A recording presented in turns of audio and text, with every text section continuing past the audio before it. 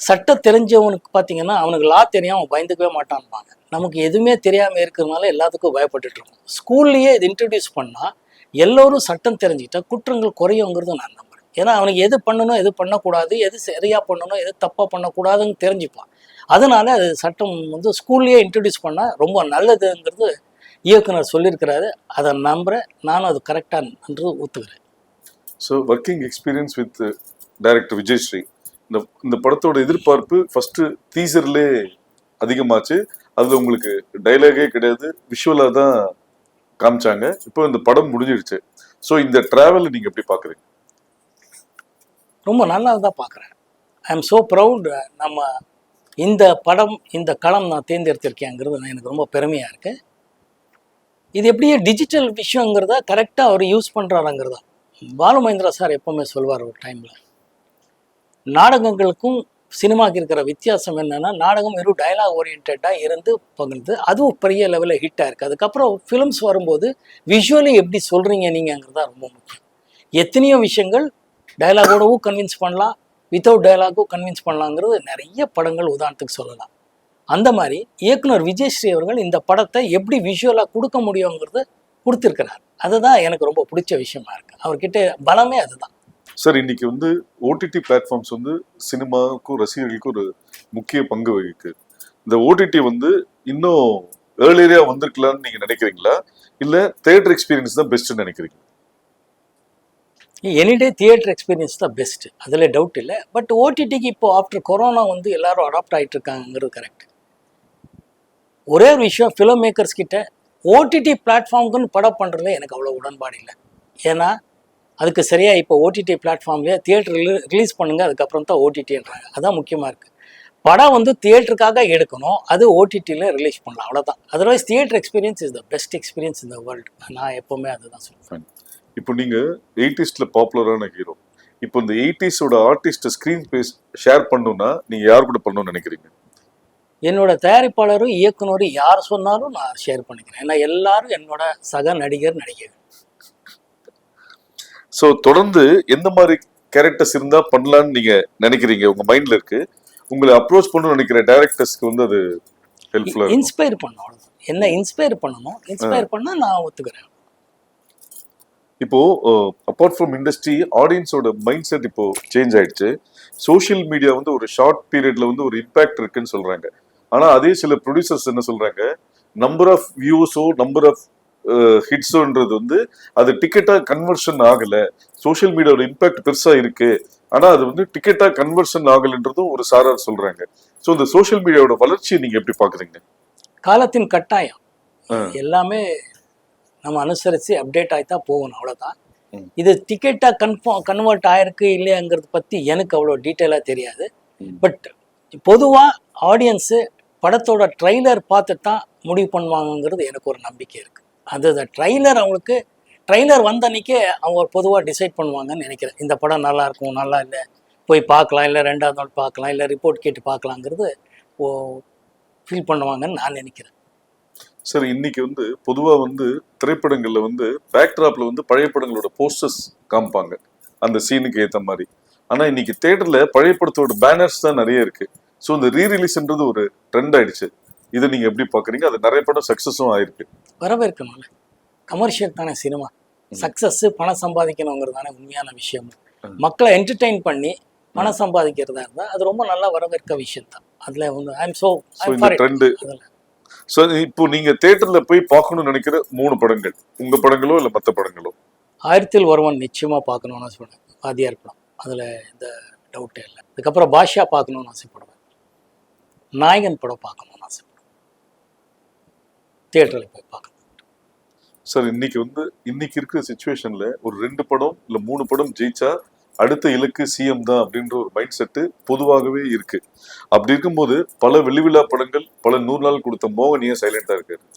நீங்க தப்பான ஆள்கிட்ட இந்த கேள்வி கேட்குறீங்கிறது மட்டும் உறுதியா நான் சொல்ல முடியும்.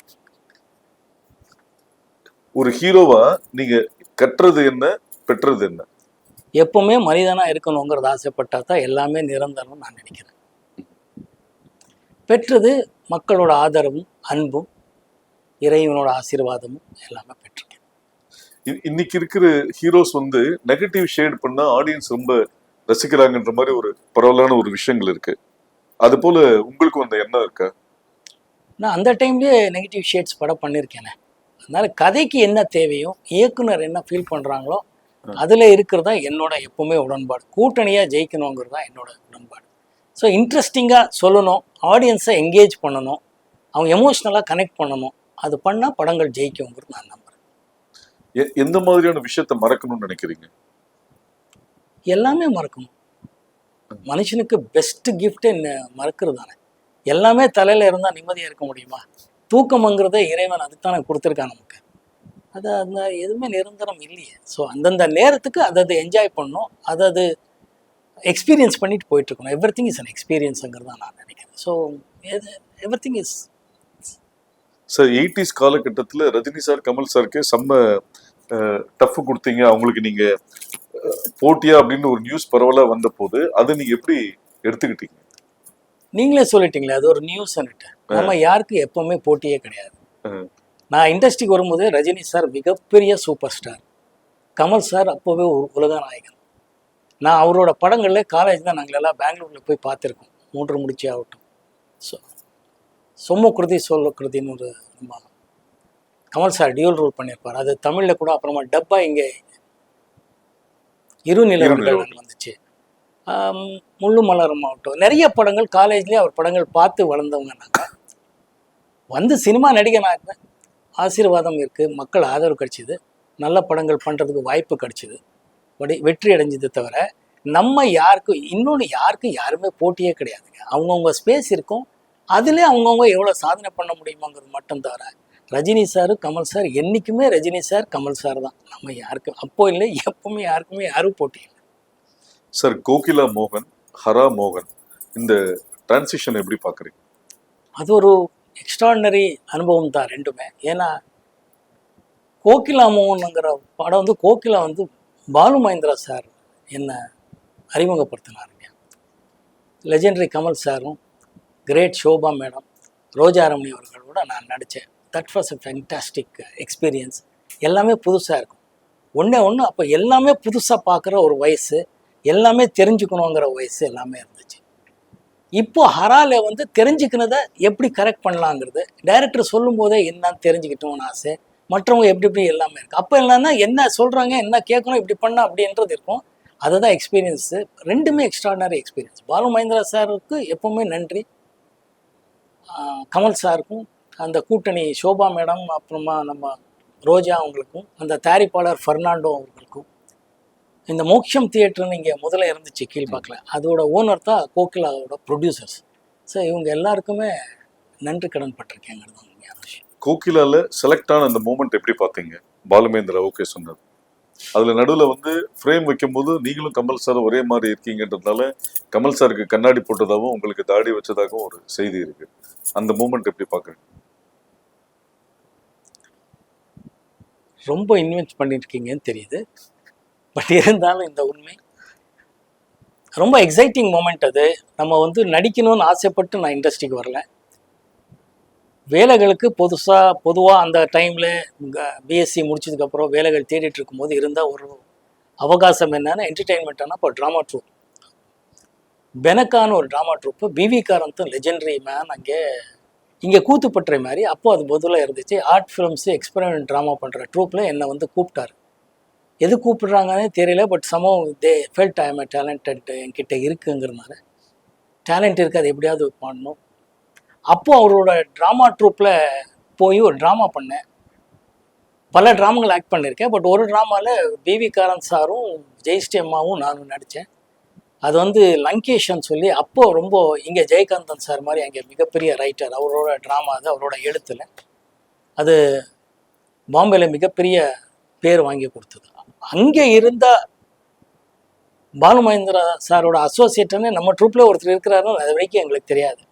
அவர் தான் இவ்வளோ நல்லா நடிக்கிறீங்களே, ஏன் சினிமாவில் நடிக்கணும் போது எனக்கு தெரியாது, புதுசு அதெல்லாம் எனக்கு தெரியாது சார், எனக்கு தேவையில்லை, நான் இன்டர்வியூ போயிருக்கேன், வந்துட்டுருக்கேன், ரிட்டன் டெஸ்ட் பண்ணியிருக்கேன் பேங்க்குக்கு, அதெல்லாம் சொல்லிகிட்ருப்பேன். பட் இருந்தாலும் ஹீ ஃபோர்ஸ் மீ பண்ணதுக்கப்புறம் ஒரு வாய்ப்பு. பாலு மகேந்திரா சார் வந்து சீனியர் நடிகர்கள் எல்லாரையும் பார்த்து என்னையும் பார்த்து என்னை கேட்டார், என்ன மோகன் வாட் யூ திங்க்னு. அவரோட கேமராவில் அப்போ தெரியாததுக்கப்புறம் தான் அனுபவித்த விஷயங்கள், அவரோட கேமராவில் அவர் என்ன ஷூட் பண்ணிகிட்ருக்காருங்கிறது எவ்வளோ பெரிய விஷயங்கிறது அதுக்கப்புறம் மூடு பண்ணி அதுக்கப்புறம் எல்லாம் தெரிஞ்சுக்கிட்டேன். ஸோ அப்போது தெரியாது கேட்கும்போது கேட்டார், கேன் யூ ஆக்ட்னாரு. I said I don't know sir.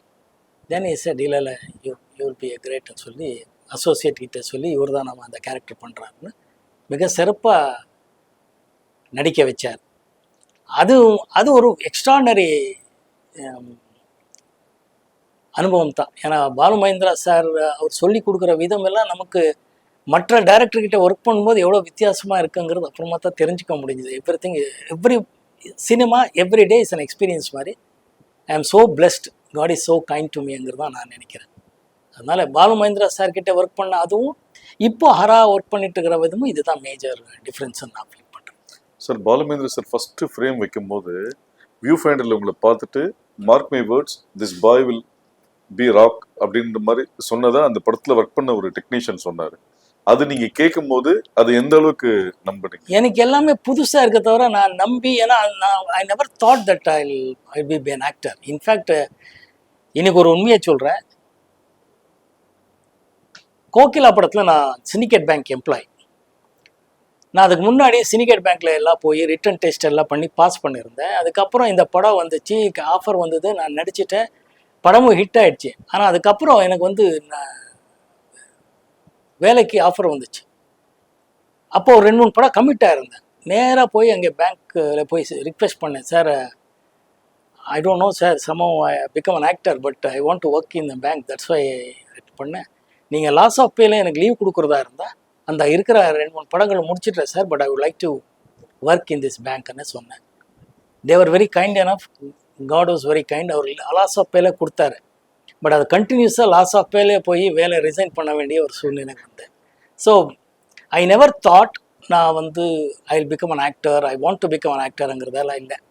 வந்த அவகாசத்தை, ஆப்பர்ச்சுனிட்டியை எப்படி யூஸ் பண்ணலாங்கிறது with God's grace I could do it. அவ்வளோதான் சார். ஃபஸ்ட்டு ஃபிலிமில் கமல் சாரோட ஸ்க்ரீன் ஸ்பேஸ்.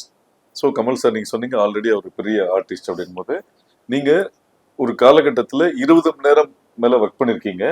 மோகன் சாரால் ஷூட்டிங் லேட்டு, படம் ரிலீஸ் தள்ளி போச்சுன்ற எந்த பிரச்சனையுமே இல்லை. அதுக்கு ஒரு காரணம் வந்து கமல் சார் வந்து அந்த கால் ஷீட் இப்படி பண்ணணும்னு மாதிரி சொல்லி கொடுத்ததா ஒரு தகவல் இருக்கு. பிளஸ் கமல் சார் முதல் முறையா வெளி நடிகர்ன்ற போது உங்களுக்கு தான் ஒரு பாட்டு பாடியிருக்காரு. இந்த 3 இன்சிடென்ட்ஸ் நீங்க எப்படி பாக்குறீங்க? I am blessed. இறைவனோட ஆசீர்வாதம் ஃபர்ஸ்ட் திங். அதை நான் அவருக்கு தான் நன்றி சொல்லணும்.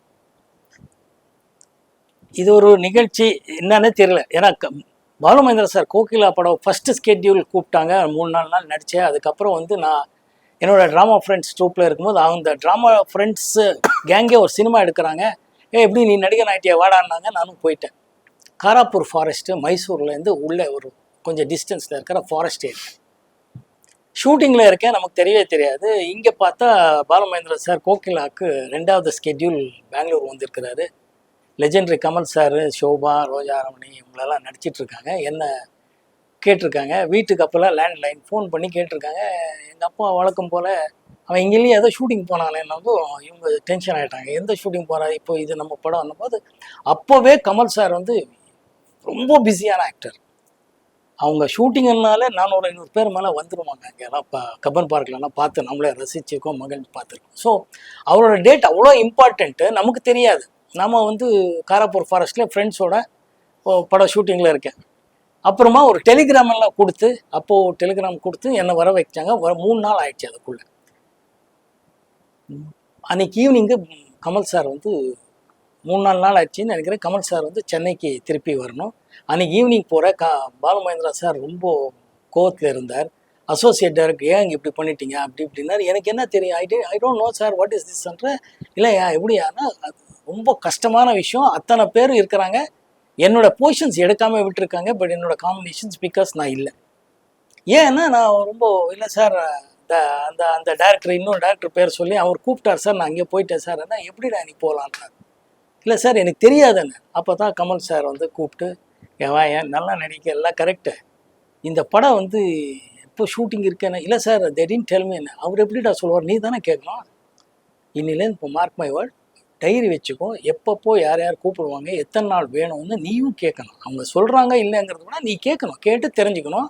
இன்னொரு படம் வந்திருந்தானா, நான் இல்லை சார் எனக்கு தெரியல, இதெல்லாம் தெரிஞ்சுக்கோன்னு தானே சொல்லிட்டு இருக்கேன். இதெல்லாம் தெரிஞ்சு you should maintain a diary, there you should mark every ஃபிலிம்னா.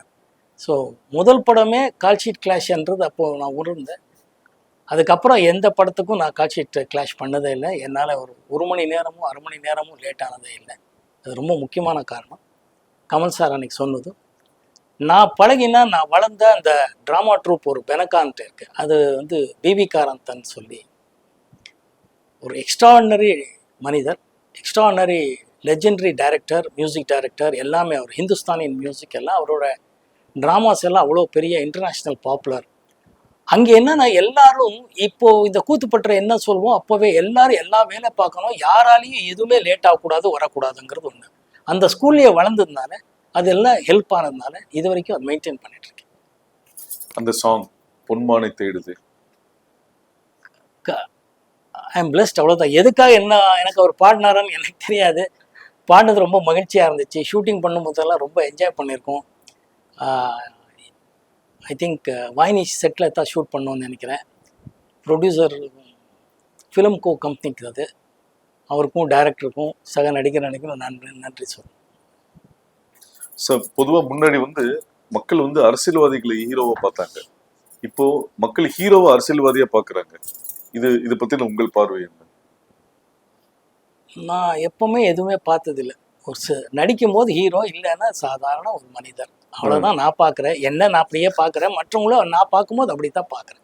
கௌரவம் இருக்குது, பட் யாரும் எல்லாம் காலத்தின் கட்டாயம். எல்லாமே நம்ம வந்து சொல்கிறதுக்கு ஒன்றும் இல்லை. எனக்கு அந்த மாதிரி எந்த விதமான ஆசையும் இல்லை, அந்த திறமையும் இல்லை. சார் 80s பரபரப்பா இருக்கும் போது எந்த ஹீரோயினோட அதிக கிசுகிசு வந்தது? எந்த ஹீரோயினோட வரல. எந்த ஹீரோயினோட வரல. சார் மௌன ராகத்துல ஒரு இன்ட்ரெஸ்டிங்கான விஷயம் அப்ப எல்லாரும் பேசப்பட்டது வந்து அந்த ட்ரெயின் சீக்வன்ஸ், தாஜ்மஹாலோட பின்னாடி எடுத்த ஒரு சாங். இதை பத்தி இருக்கும்போது அதை நீங்க ரீவைண்ட் பண்ணி பார்க்கும்போது அதோட மெமரிஸ் எப்படி பாக்குறீங்க? நான் முதல்ல சொன்ன மாதிரி இயக்குனரோட அந்த விஷுவல் சென்ஸ் தான். நீங்கள் சொல்கிற ட்ரெயின் சீக்வன்ஸ் 3-4 இடத்துல எடுத்திருக்கிறார். பெங்களூரில் எடுத்திருக்கிறார், டெல்லியில் எடுத்திருக்கிறார், சென்னையில் எடுத்திருக்கிறார். பட் யாருக்குமே தெரியல. அந்த கிளைமேக்ஸ் எல்லாம் அவ்வளோ நல்ல விஷுவலாக கட் பண்ணி ஷூட் பண்ணியிருக்காரு மணிரத்னம் அவர். ஸோ ஒரு இயக்குனர் மேலே தான் எனக்கு எப்போவுமே கௌரவம் அதிகமாகுது தவிர, தாஜ்மஹால் அப்படி தான். அங்கே போய் ஷூட் பண்ணுறதுக்கு பிளான் பண்ணோம். அன்ஃபார்ச்சுனேட்லி டெக்னிக்கெல்லாம் விடலை, ஏதோ பர்மிஷன் அது இதுன்னு சொல்லி உள்ளே விடலை. பட் நோயிங் மணி என்ன பண்ணாரோன்னா பண்ணி ஆகணும், வந்திருக்கோம். அதனால பேக் ஸ்டாப் போனால் அங்கே யாரும் போலீஸ்காரங்களோ யாருமே எதுவுமே பர்மிஷனே தேவையில்லைன்னு சொல்லி அங்கே அந்த விஷுவல் இம்பேக்ட் கொடுத்து ஒரு மூட் கிரியேட் பண்ணார். ஸோ எல்லாருக்கும் அது பிடிச்சிருந்துச்சு. ரொம்ப ஃபென்டாஸ்டிக் எக்ஸ்பீரியன்ஸ். சார் 80s மோகன் இன்னைக்கும் தனித்து நிற்கிறதுக்கு முக்கிய காரணம்னு நீங்க என்ன நினைக்கிறீங்க? காட்ஸ் கிரேஸ் ஒன்று. நான் எப்போவுமே சொல்கிற மாதிரி உயிரின் ஊற்றாக இருக்கிற என்னோட ரசிகர்கள் மட்டும்தான் காரணம் நான் நினைக்கிறேன். இவங்க 2 பேருக்கு தான் நான் நன்றி சொல்லணும். சார் வெற்றி ஒரு எந்த ஒரு நடிகைகளுக்குமே வெற்றியின் உச்சத்தில் இருக்கும்போது சூழல்கள் வேற மாதிரி இருக்கும், அதிக நண்பர்கள் இருப்பாங்க. ஆனா அதே சூழல் மாறும்போது நண்பர்களோட வட்டம் குறையும், கான்டாக்ட்ஸ் எல்லாமே விலகி போவாங்கன்ற மாதிரி ஒரு சூழ்நிலை இருக்கு. இது மாதிரி ஒரு சூழ்நிலையை நீங்க ஃபேஸ் பண்ணிருக்கீங்களா? இல்லை, சினிமா பொறுத்தவரை நம்ம காலேஜில் ஸ்கூலில் படிக்கிற மாதிரி ஃப்ரெண்ட்ஸுங்கிறதுக்கு நான் அவ்வளோ லக்கி இல்லை. நான் எப்போவுமே அக்வென்டன்ஸ் தான். இப்போ பழகிற டைமில் எல்லாரும் நல்லா பழகுவோம். சினிமா முடிஞ்ச பிறகு அடுத்த சினிமாவுக்கு போயிடுவோம். அங்கே இருக்கிற டைரக்டர், டெக்னீஷியன்ஸ், ஆர்டிஸ்ட் பழகுறோம். அதுக்கப்புறம் அடுத்த படம் இப்படி தான் போயிட்டுருக்கே தவிர, இந்த சக்ஸஸாக இருக்கும்போது நிறைய பேர், சக்ஸஸாக இல்லைன்னா நிறைய பேர். நான் எப்போவுமே கொஞ்சம் சோஷியல் மீடியாவில் இல்லைங்கிற மாதிரி சினிமா ஆட்களோட பழகுவே தவிர I am not into in. So உள்ளே போய் அதை அனுபவிச்சு அதெல்லாம் இல்லை. நம்ம எப்போவுமே ஹாப்பியாக இருப்போம். அந்தந்த டைமில் அந்தந்த இயக்குனர், சக நடிகர் பார்ப்போம். அதுக்கப்புறம் நானாக இருக்கிறதுனால எனக்கு அந்த மாதிரி எல்லாம் ஃபீலிங்ஸ் வந்தது இல்லை.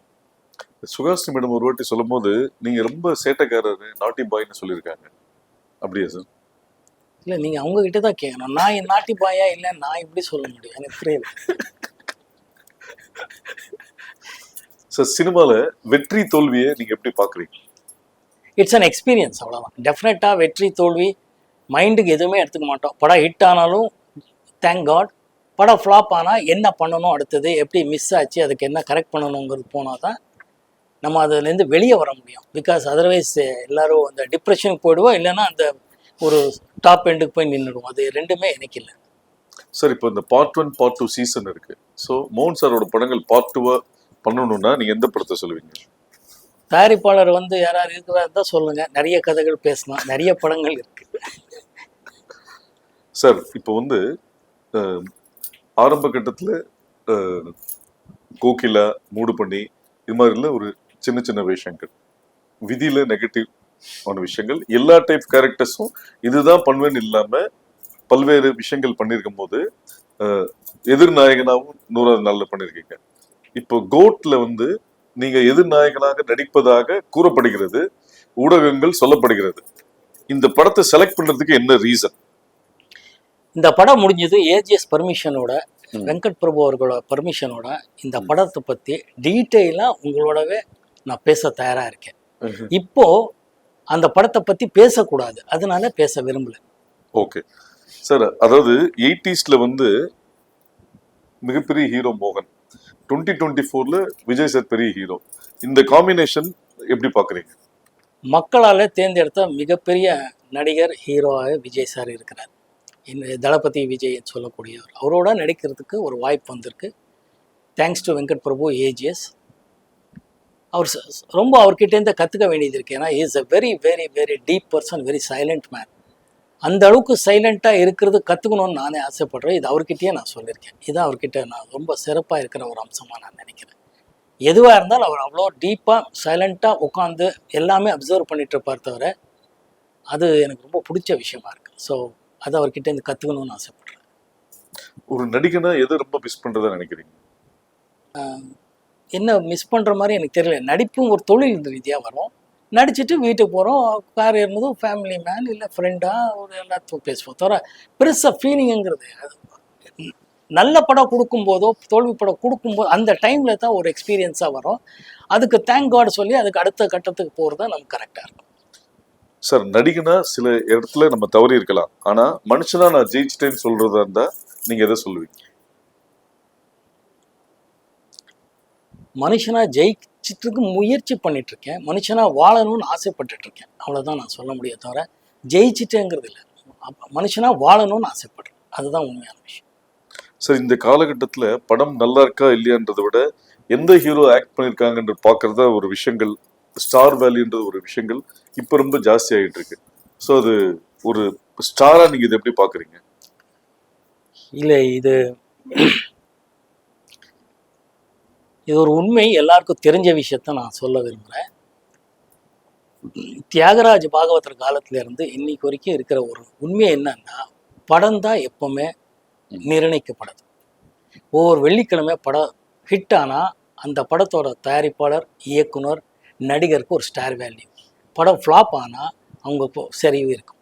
ஸோ படம் எப்போவுமே டிசைட் ஃபேக்டருங்கன்னு நான் நினைக்கிறேன். ஒரு படம் நல்ல படமாக எடுக்கிறதுக்கு முயற்சி பண்ணணுங்கிறது மட்டும் தவிர ஸ்டார் வேல்யூ, படம் ஓடினா ஸ்டார் வேல்யூ, படம் ஓடலைன்னா ஸ்டார் வேல்யூ இல்லை. அதனால படம் எப்படி, கதை எப்படி, இயக்குனர் எப்படிங்கிறது பார்த்து உள்ளே பூந்தால் நம்ம ஜெயிக்கிறதுக்கு வாய்ப்புகள் அதிகம்னு நான் நினைக்கிறேன். ஏன்னா every Friday it fluctuate. So flop success பற்றியே எனக்கு மார்க்கெட் வந்துச்சு, மார்க்கெட் இல்லைங்கிறது அப்பவும் அந்த எண்ணங்கள் பெருசாக இல்லை, இப்பவும் இல்லை. நல்ல கதை நல்லா இருந்தால் அந்த படம் ஹிட் ஆனால் நமக்கு ஒரு வேல்யூ, அந்த படம் ஹிட் ஆகலைன்னா எங்களுக்கு வேல்யூ இல்லை. இது எல்லா டைரக்டர்களுக்கும், எல்லா டிஸ்ட்ரிபியூட்டருக்கும், எல்லா எக்ஸிபியூட்டர்ஸ்க்கும், எல்லா ப்ரொடியூசர்ஸ்க்கும் தெரிஞ்ச ஒரு உண்மை தான். நடிகர்களுக்கும், நடிகைகளுக்கும், டெக்னீஷியன்ஸ் எல்லாருக்கும் தெரியும். பட் அது முகம் ஹீரோ ஆர் யாராவது தெரியறதுனால அப்படி சொல்கிறாங்க. பட் எல்லா ஹீரோக்களுக்கும், எல்லா டைரக்டர்களுக்கும் தெரிஞ்ச ஒரு உண்மை, ப்ரொடியூசர்களுக்கும் தெரிஞ்ச உண்மை, படம் மட்டும்தான் deciding factor. Sir, Balu Mahendra sir உங்கள் லைஃப்பில் ஒரு முக்கியமான அவர் ஆஸ் எ சினிமோட்டோகிராஃபராக உங்களுக்கு ரொம்ப பிடிக்குமா, டைரக்டர் ரொம்ப பிடிக்கும்? டைரக்டர் என்னோட குருநாதருங்கிற ரீதியில் அவர் மேலே ரொம்ப மரியாதையும் பக்தியும் இருக்குது. அவரை டைரக்டர், ஏன்னா அவர் தான் ஃபிலிம் மேக்கர். பார்த்தீங்கன்னா இப்போ சொல்கிற விஷயம் அவர் அப்போவே பண்ணிட்டு இருந்தார். அவர் எக்ஸாக்டாக பார்த்தீங்கன்னா எடிட்டிங், மியூசிக் நாலேஜ் ஆகட்டும், ஃபோட்டோகிராஃபி ஆகட்டும், டைரக்ஷன், கதை, திரைக்கதை, வசனம் எல்லாம் பண்ணியிருக்கிறார். நான் அவரை பார்க்கும்போதே ஒரு டைரக்டர். அதனால எனக்கு டைரக்டராக தான் பிடிக்கும், ஃபிலிம் மேக்கராக பிடிக்கும். டைரக்டருங்கிறத விட is an extraordinary film maker. Sir, second படத்துலேயே நேஷனல் அவார்ட், தொடர்ந்து ஃபிலிம்ஃபேர் அவார்ட், வெற்றி நாயகன், அந்த விருதுகள் குவியும் போது உங்க மனநிலை எப்படி இருந்தது? நான் உங்களுக்கு போர் அடிக்கும், பட் அதான் உண்மை. தேங்க் காட் தான் சொல்லணும், வேற என்ன சொல்ல முடியும்? அடுத்த கட்டத்துக்கு போனோம், தேங்க் காட் தவிர வேற எதுவுமே நினைக்கல. நல்ல கூட்டணியில் என்ன சேர்த்து வச்சுட்டு இருந்தாருங்கிறது தான் இறைவனுக்கு நன்றி சொல்ல. சார், இப்போ மோகன் சாரை வந்து இந்த லவ் பண்றவங்க, லவ் பண்ணலான்னு இருக்கிறவங்க, லவ்ல ஃபெயிலியர் ஆனவங்க, இவங்க எல்லாம் வந்து மோகன் சார் வந்து ஒரு டிக்ஷனரியா பாக்குறாங்க. ஏன்னா லவ் பண்றதுக்கும் பாட்டு கொடுத்துருக்கீங்க, லவ் பிரேக்கப்புக்கும் பாட்டு கொடுத்துருக்கீங்க. ஸோ நீங்க வந்து ஒரு பல பெண்களின் நாயகன் அப்படின்ற மாதிரியும் சொல்றாங்க. ஒரு அந்த பீரியட்ல வந்து ஜெமினி கணேசன் சார் காதல் மன்னன் அப்படின்ற போது உங்களுக்கு அதையும் மீறி காதல் சக்கரவர்த்தி அப்படின்றலாம் கூட நிறைய இருக்கு. நிறைய பெண்கள் மட்டும் இல்லாம பெண்களின் அம்மாக்களுமே உங்களுக்கு நிறைய பேர் பிடிக்கிற மாதிரியான ஆட்களா இருந்திருக்கீங்க. இது நீங்க எப்படி பாக்குறீங்க? நீங்க எங்கே வரீங்கன்னு தெரியுது. இது வந்து நான் எப்பவுமே இயக்குனர் தான் பார்க்குறேன். ஏன்னா இயக்குனர் என்ன சொல்றாரோ அதை செய்யறது தான் நான். அதனால இயக்குனர் நல்லா என்னை வந்து என்னோட டேலண்ட்டை எப்படி யூஸ் பண்ணணும்னு தெரிஞ்சு கரெக்டாக ஒரு ப்ரொஜெக்ட் பண்ணாங்கங்கிறதும், அந்த காலத்துக்கு வேண்டிய கதை, திரைக்கதை புதுசாக பண்ணுறாங்க அந்த பசியில் இருக்கிற இயக்குனர்கள் பண்ணுறத நான் நடிச்சதுனால அந்த இமேஜ் வந்ததுக்கு ஒரு காரணமாக இருக்கு. சார், ப்ரொடியூசரோட ஃபேவரட் ஹீரோவும் இருக்கீங்க, நியூ டைரக்டர்ஸோட ஃபேவரட் ஹீரோவும் பயணப்பட்டிருக்கீங்க. இது எப்படி பார்க்குறீங்க? பொதுவாக பயணங்கள் முடிவுதலைக்கு அப்புறம் நான் வந்து புதுசாக பசி இருக்கிற ஒரு இயக்குனர்களாக தேர்ந்ததில் இருப்பேன். எப்பவுமே அந்த தேடுதல் தான் எனக்கு. ஏன்னா நல்ல இயக்குனர்கிட்ட நம்ம இருந்தால், நம்ம டைரக்டர் நல்ல டைரக்டரோட கூட்டணியாக இருந்தாலே படம் ஜெயிக்குங்கிறது தான் என்னோட கீதை. ஏன்னா அவர் பசி இருக்கும்போது எக்ஸ்ட்ரா நிறையா புதுசாக பண்ணுவாங்க, அந்தந்த காலத்தின் கட்டாயம். ஸோ பயணங்கள் முடிதலை ரொம்ப பெரிய ஹிட் ஆனதும் மார்க்கெட் எனக்காக உருவாகுச்சு. போது என் படம், என் மேட்டர், நான் நடிக்கிறேன்னா நல்ல வரவேற்பு எல்லா டிஸ்ட்ரிபியூட்டர், மீடியேட்டர்ஸ்லேருந்து இருக்குன்னும் போது புதுசாக வரக்கூடிய நல்ல நல்ல டேலண்ட்டை டேப் பண்ணுறி அவங்கள ஒரு 10 பேர் பார்ப்பேன்னா அதில் 1-2 பேர் இவங்க நல்லா பண்ணுறாங்கன்னு என் மனசுக்கு தோணும் போது அவங்களோட ட்ராவல் பண்ணும்போது நிறைய படங்கள் ஜெயிச்சிருக்கு. ஸோ அந்த மாதிரி விஷயங்களில் அவங்களெல்லாம் அறிமுகமாகிறதுக்கு நானும் ஒரு காரணமாக இருக்கேங்கிறது ரொம்ப பெருமையாக இருக்குது. ஸோ பெரிய பட்ஜெட் இல்லாம ஒரு நார்மல் பட்ஜெட்ல மேக்ஸிமம் சக்சஸ் இருக்கீங்க. பெரிய பட்ஜெட் படங்கள் ஏன் பண்ணல? நான் சொன்ன மாதிரி கதை தான் எனக்கு முக்கியம். கதையும் திரைக்கதையும் அதை வந்து எப்படி டைரக்டர் சொல்வார், இதுதான் நான் நம்பி போகிறேன். அது கனெக்ட் ஆனாலே ஆடியன்ஸோட கனெக்ட் ஆனால் படங்கள் ஓடும். பட்ஜெட் முக்கியம்தான், பட் படம் ஹிட் ஆகிறதுக்கு அது முக்கியமாங்கிறது எனக்கு இது வரைக்கும் தெரியல. ஹிட் ஆகிறதுக்கு ஆடியன்ஸுக்கு கனெக்ட் பண்ணணும். ஆக்ஷன் படமாக இருக்கட்டும், லவ் சப்ஜெக்ட் ஆகட்டும், த்ரில்லர் ஆகட்டும், எங்கேயும் ஆடியன்ஸ் கனெக்ட் ஆகி அவரை என்கேஜ் பண்ணணுங்கிறது டைரக்டர் கையில் தான் இருக்குது. அஃப்கோர்ஸ் ஏன் டைரக்டர் கையில் இருக்குன்னு நான் அடிக்கடிக்கு சொல்கிறேன்னா, அவர் தான் கேப்டன் ஆஃப் த ஷிப்னு சொல்லுவாங்க, நீங்கள் எல்லாம் கேள்விப்பட்டிருப்பீங்க.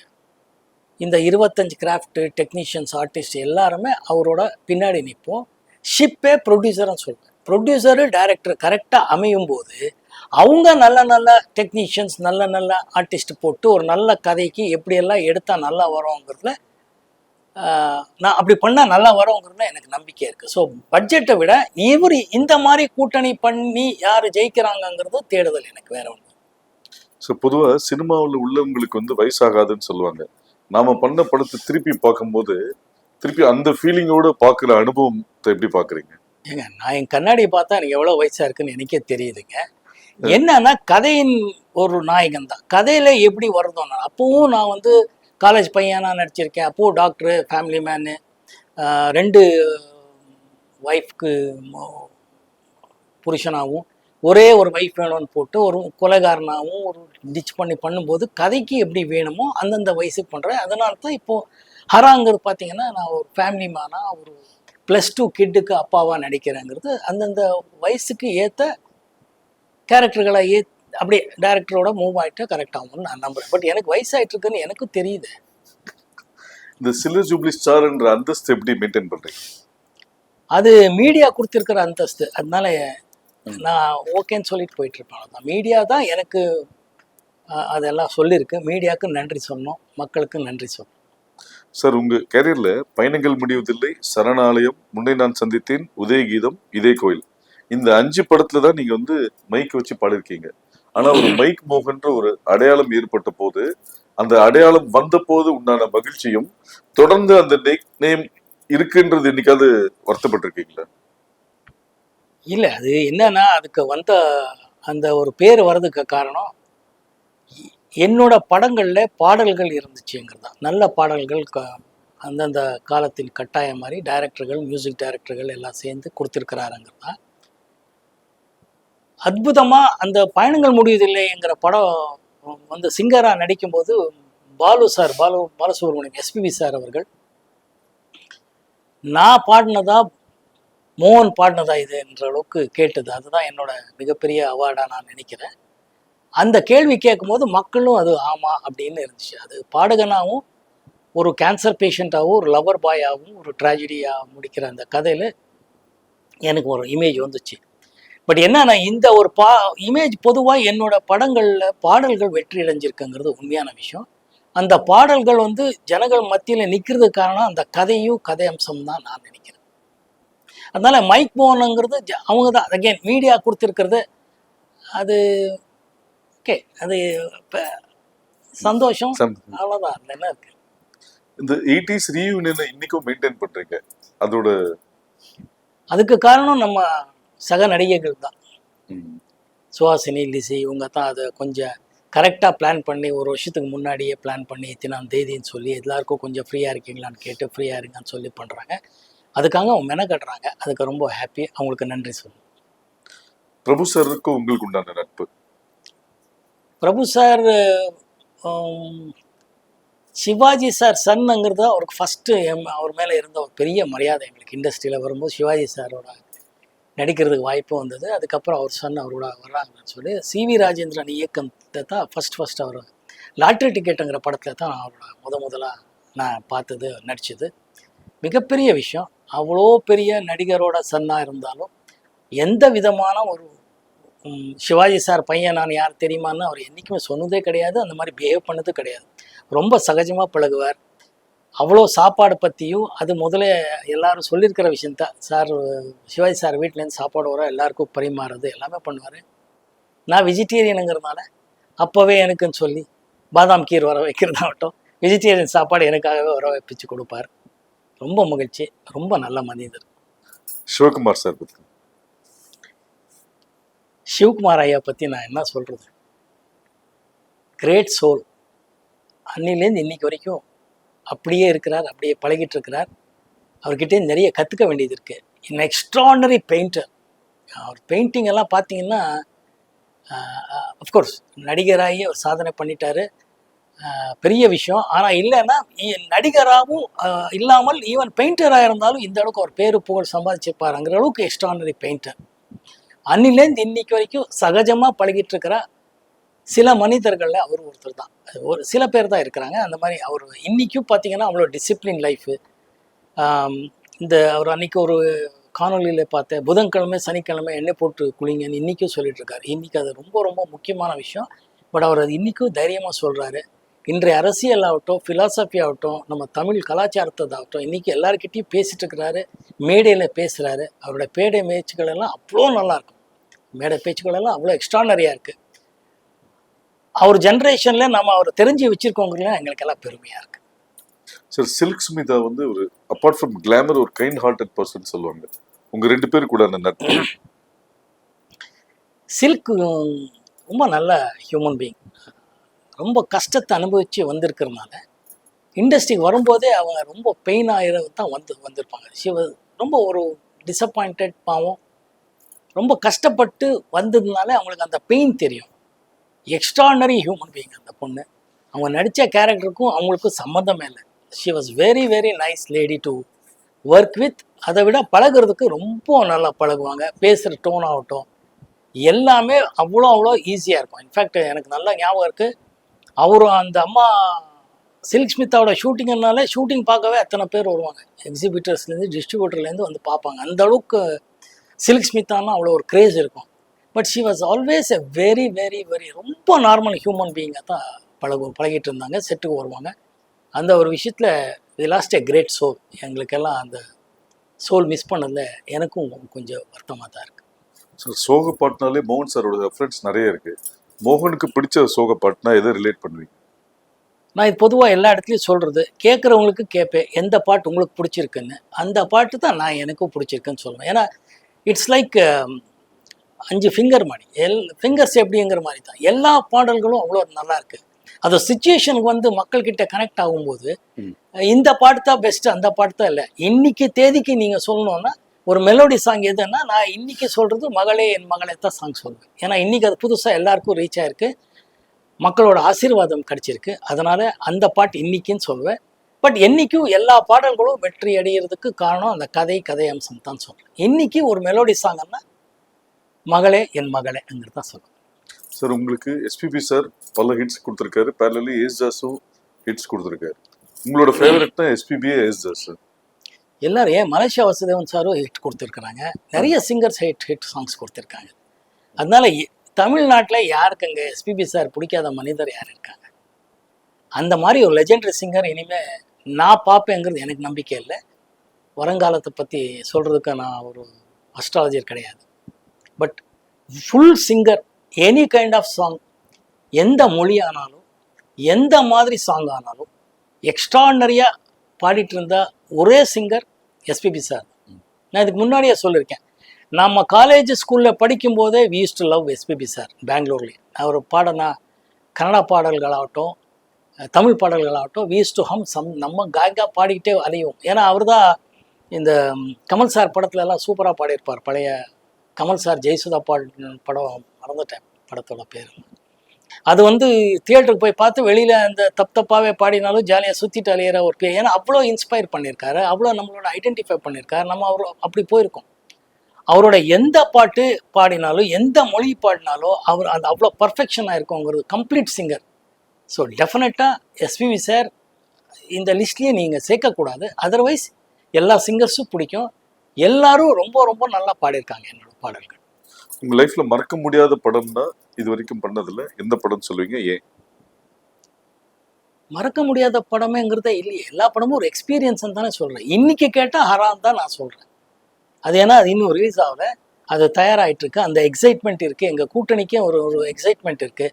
எப்படி வந்துட்டுருக்கு, எப்படி ஆடியன்ஸ் சொல்கிறாங்கிறது இருக்குது. அதுதான் இப்போ எக்ஸ்பீரியன்ஸ், அதுதான் என்ஜாய் பண்ணிகிட்ருக்கோம், அதான் போயிட்டுருக்கோம். Otherwise most of the films is an experience தான். So good films bad films சொன்னார். சார் இளையராஜா சாருக்கு உங்களுக்கு உண்டான நட்பு, பொதுவாக உங்களுக்கு நிறைய ஹிட்ஸ் கொடுத்துருக்காரு. ஸோ அந்த விஷயங்கள்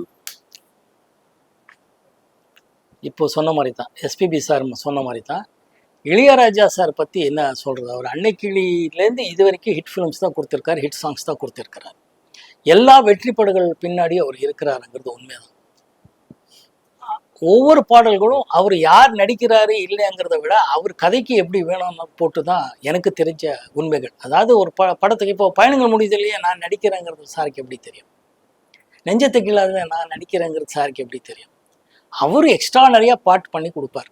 அந்த பாட்டை வந்து ஸ்க்ரீன்லேயே எக்ஸ்ட்ராடனரியாக கொண்டு வந்த ஆர் சுந்தரராஜன் அவர்களாகட்டும், மகேந்திரன் சார் ஆகட்டும், மணிவண்ணன், இந்த மாதிரி நிறைய லெஜெண்டரி டைரக்டர்ஸ் பண்ணதுனால அது ரீச் ஆயிருக்கு.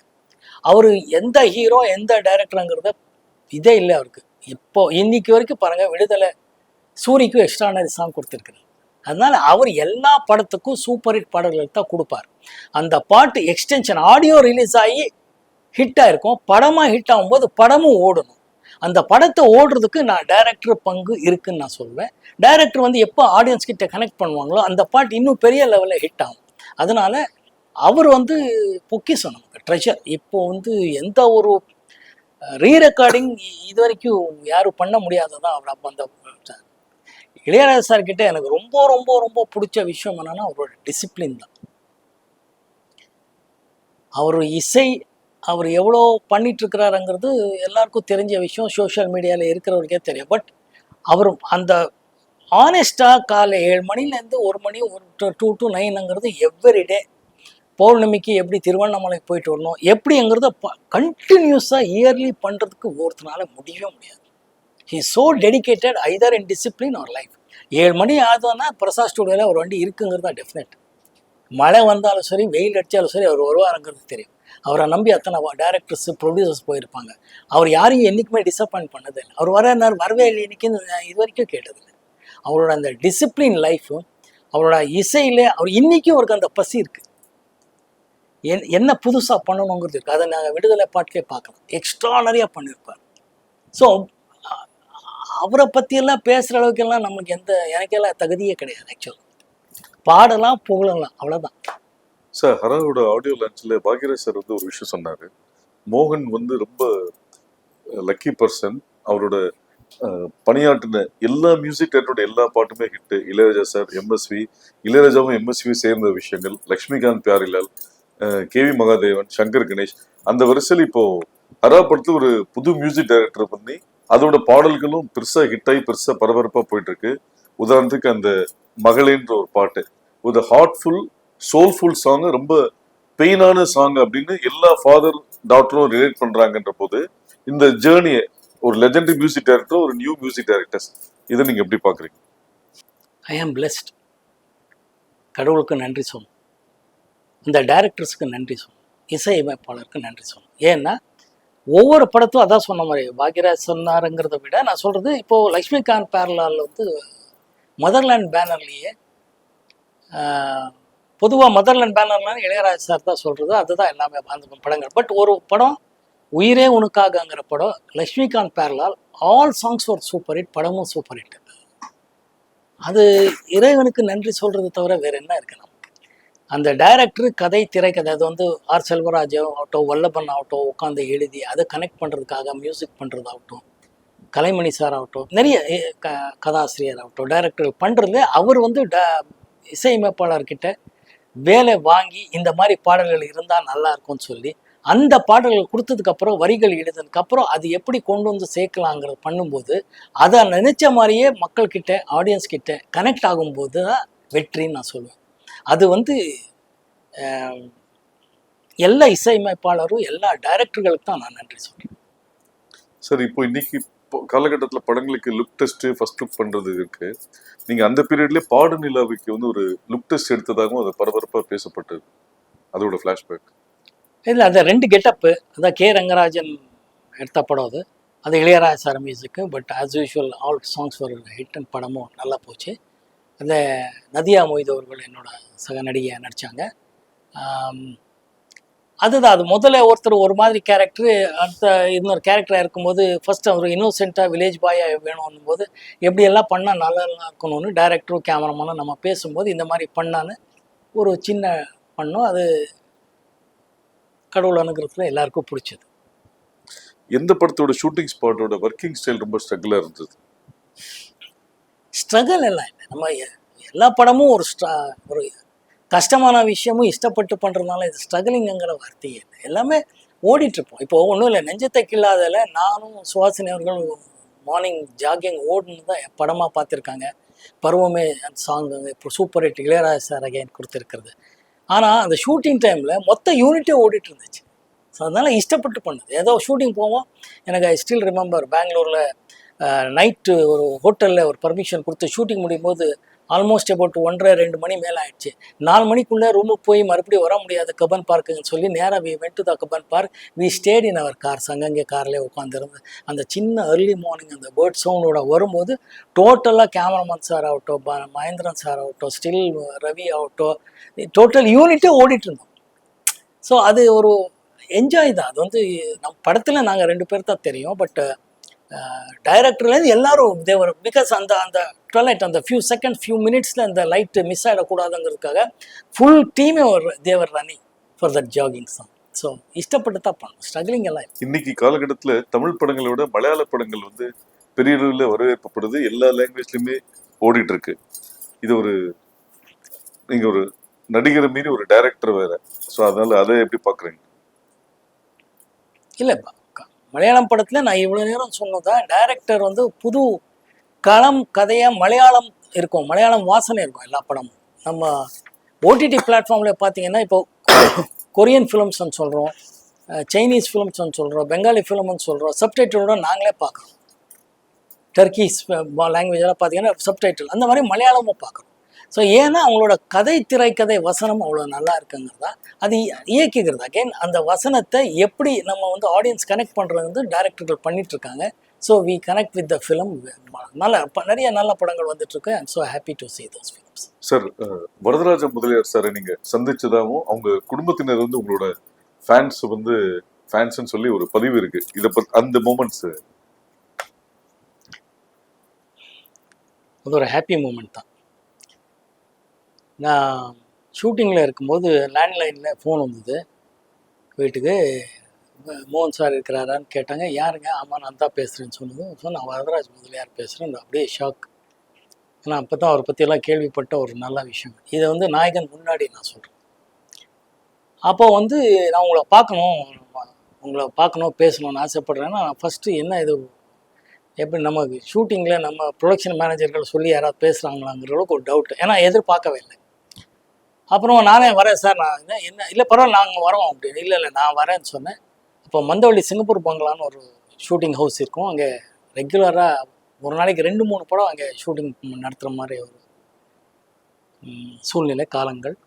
அப்போது நான் வந்து போயிட்டு வரேன்னு சொல்லி நானே வரேன்னு சொல்லி அவர் வீட்டுக்கு சாந்தம் கிட்ட ஒரு வீடு, அப்போ அங்கே போய் அவரை பார்த்தேன். அப்போ தான் அவர் பாம்பேலேருந்து இங்கே வந்து இருந்திருந்த டைம். எவ்வளோ பெரிய விஷயம்! அவர் நல்லா ஒரு வேட்டியும் நல்லா ஹாஃப் பனியன் கட்டி அப்படியே இருப்பார். பக்கா ஒரு நல்லா அப்படி பட்டையோடு அப்படி உட்காந்துருந்தார்.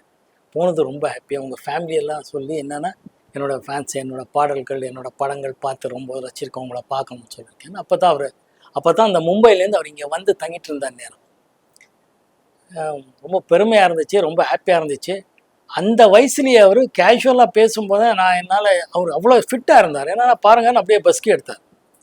சார் நீ என்ன சார் ஐயோன்ற? நான் இல்லை தம்பி, இப்படி இருந்தால் தான் நீங்களும் இருக்க முடியும், நீங்களும் நல்லா இருக்க முடியும், நீங்கள் அப்படி இருக்கீங்க நல்லா இருக்கீங்க, அது இதெல்லாம் சொல்லி நம்ம எந்த டென்ஷனில் இருந்தாலும் பாம்பேல உங்கள் விஹெச்எஸ் போட்டு பார்ப்போம், ஹாப்பியாக பார்ப்போம், உங்கள் படங்கள்லாம் எங்களுக்கெல்லாம் அவ்வளோ பிடிக்கும்னு அவர் ஃபேமிலியெல்லாம் அறிமுகப்படுத்தார்.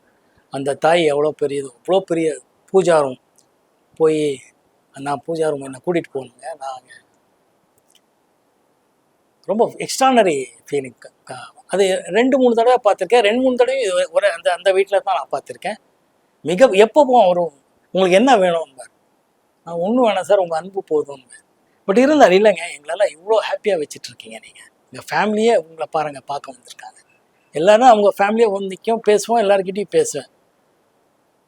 அதுக்கே ஆண்டவனுக்கு நன்றி. இவங்களெல்லாம் ஹாப்பியாக வச்சுக்கிற காரணமாக இருக்கிற எங்கள் படங்கள், அதை வந்து ப்ரொடியூசரு டைரக்டர்கள் அவங்களுக்கு நன்றி, இவங்களுக்கு நன்றி. ரொம்ப எக்ஸ்ட்ரானரி மெமரிஸ். அது எங்களுக்குள்ளே இருக்கிற ஒரு மெமரிஸ் தான். எம்ஜிஆர் சாருக்கும் உங்களுடான நட்பு, அவருக்குள்ள அட்வைஸ், அந்த சுவாரஸ்யமான சம்பவம்.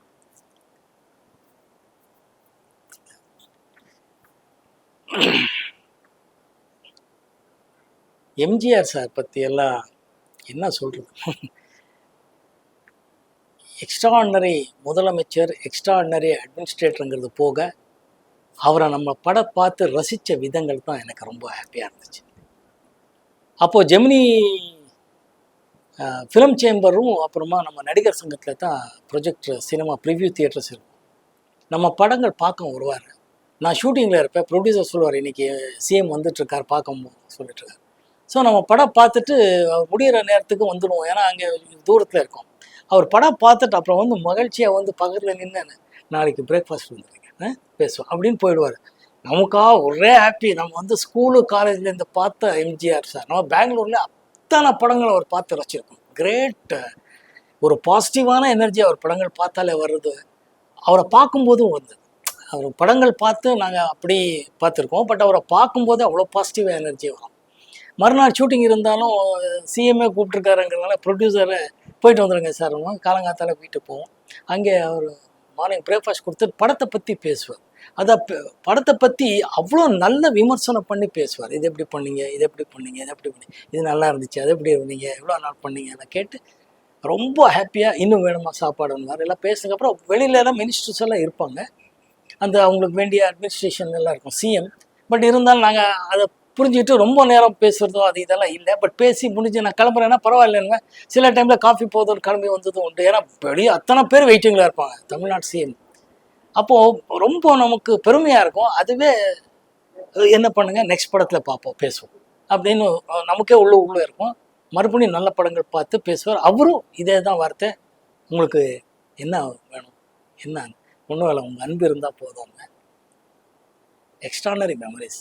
சார் அப்போ எம்ஜிஆர் இந்த மாதிரி ஆட்களோட உட்காந்தோம் பேசணும் அப்படிங்கிறத எங்கள் லைஃப்பில் one of the biggest achievements. அதனால அது எக்ஸ்ட்ரானரி ஃபீல். சிவாஜி சாரோட சிவாஜி சார் நடிப்புல நடிகர் திலகம் சிவாஜி சாருங்கிறது நமக்கு வரும்போதே இண்டஸ்ட்ரிக்கு தெரியும். அவரோட 2-3 படம் நடிச்சிருக்கேன். அவர் வரும்போதே அவரோட படங்கள் பார்த்து, அதே தான் பெங்களூரில் நான் வந்து ஸ்கூலு காலேஜில் பார்த்ததா. அங்கே பெங்களூரில் இன்னொரு நல்ல விஷயம் என்னென்னா, நம்ம எல்லா மொழி பசங்களும் அங்கே இருக்கிறதுனால அந்தந்த மொழியில் அந்தந்த வாரம் வர படங்கள் பற்றி பேசுவாங்க. சிவாஜி சார் படம் வரும், நாகேஸ்வரராவ் படம் வருதோ, ராஜேஷ் கண்ணா படம் வருதுன்னு அவங்க சொல்லும்போது எல்லார் படமும் எல்லா பேரும் போய் பார்ப்போம். காலேஜ் கட் அடித்து ஸ்கூல் கட் அடித்து போகிறதே படங்கள் தான் நமக்கு ஒரு என்டர்டெயின்மெண்ட். அப்போ பார்க்கும்போது இந்த மாதிரி அவர் சார் படங்கள் எல்லாம் பார்த்துருக்கோம். அவரை வந்து ஃபஸ்ட்டு அங்கே பார்த்தது ஒரு வீட்டில் கருடா சௌக்கியமா ஷூட்டிங் டைமில் தான் பார்த்தேன்.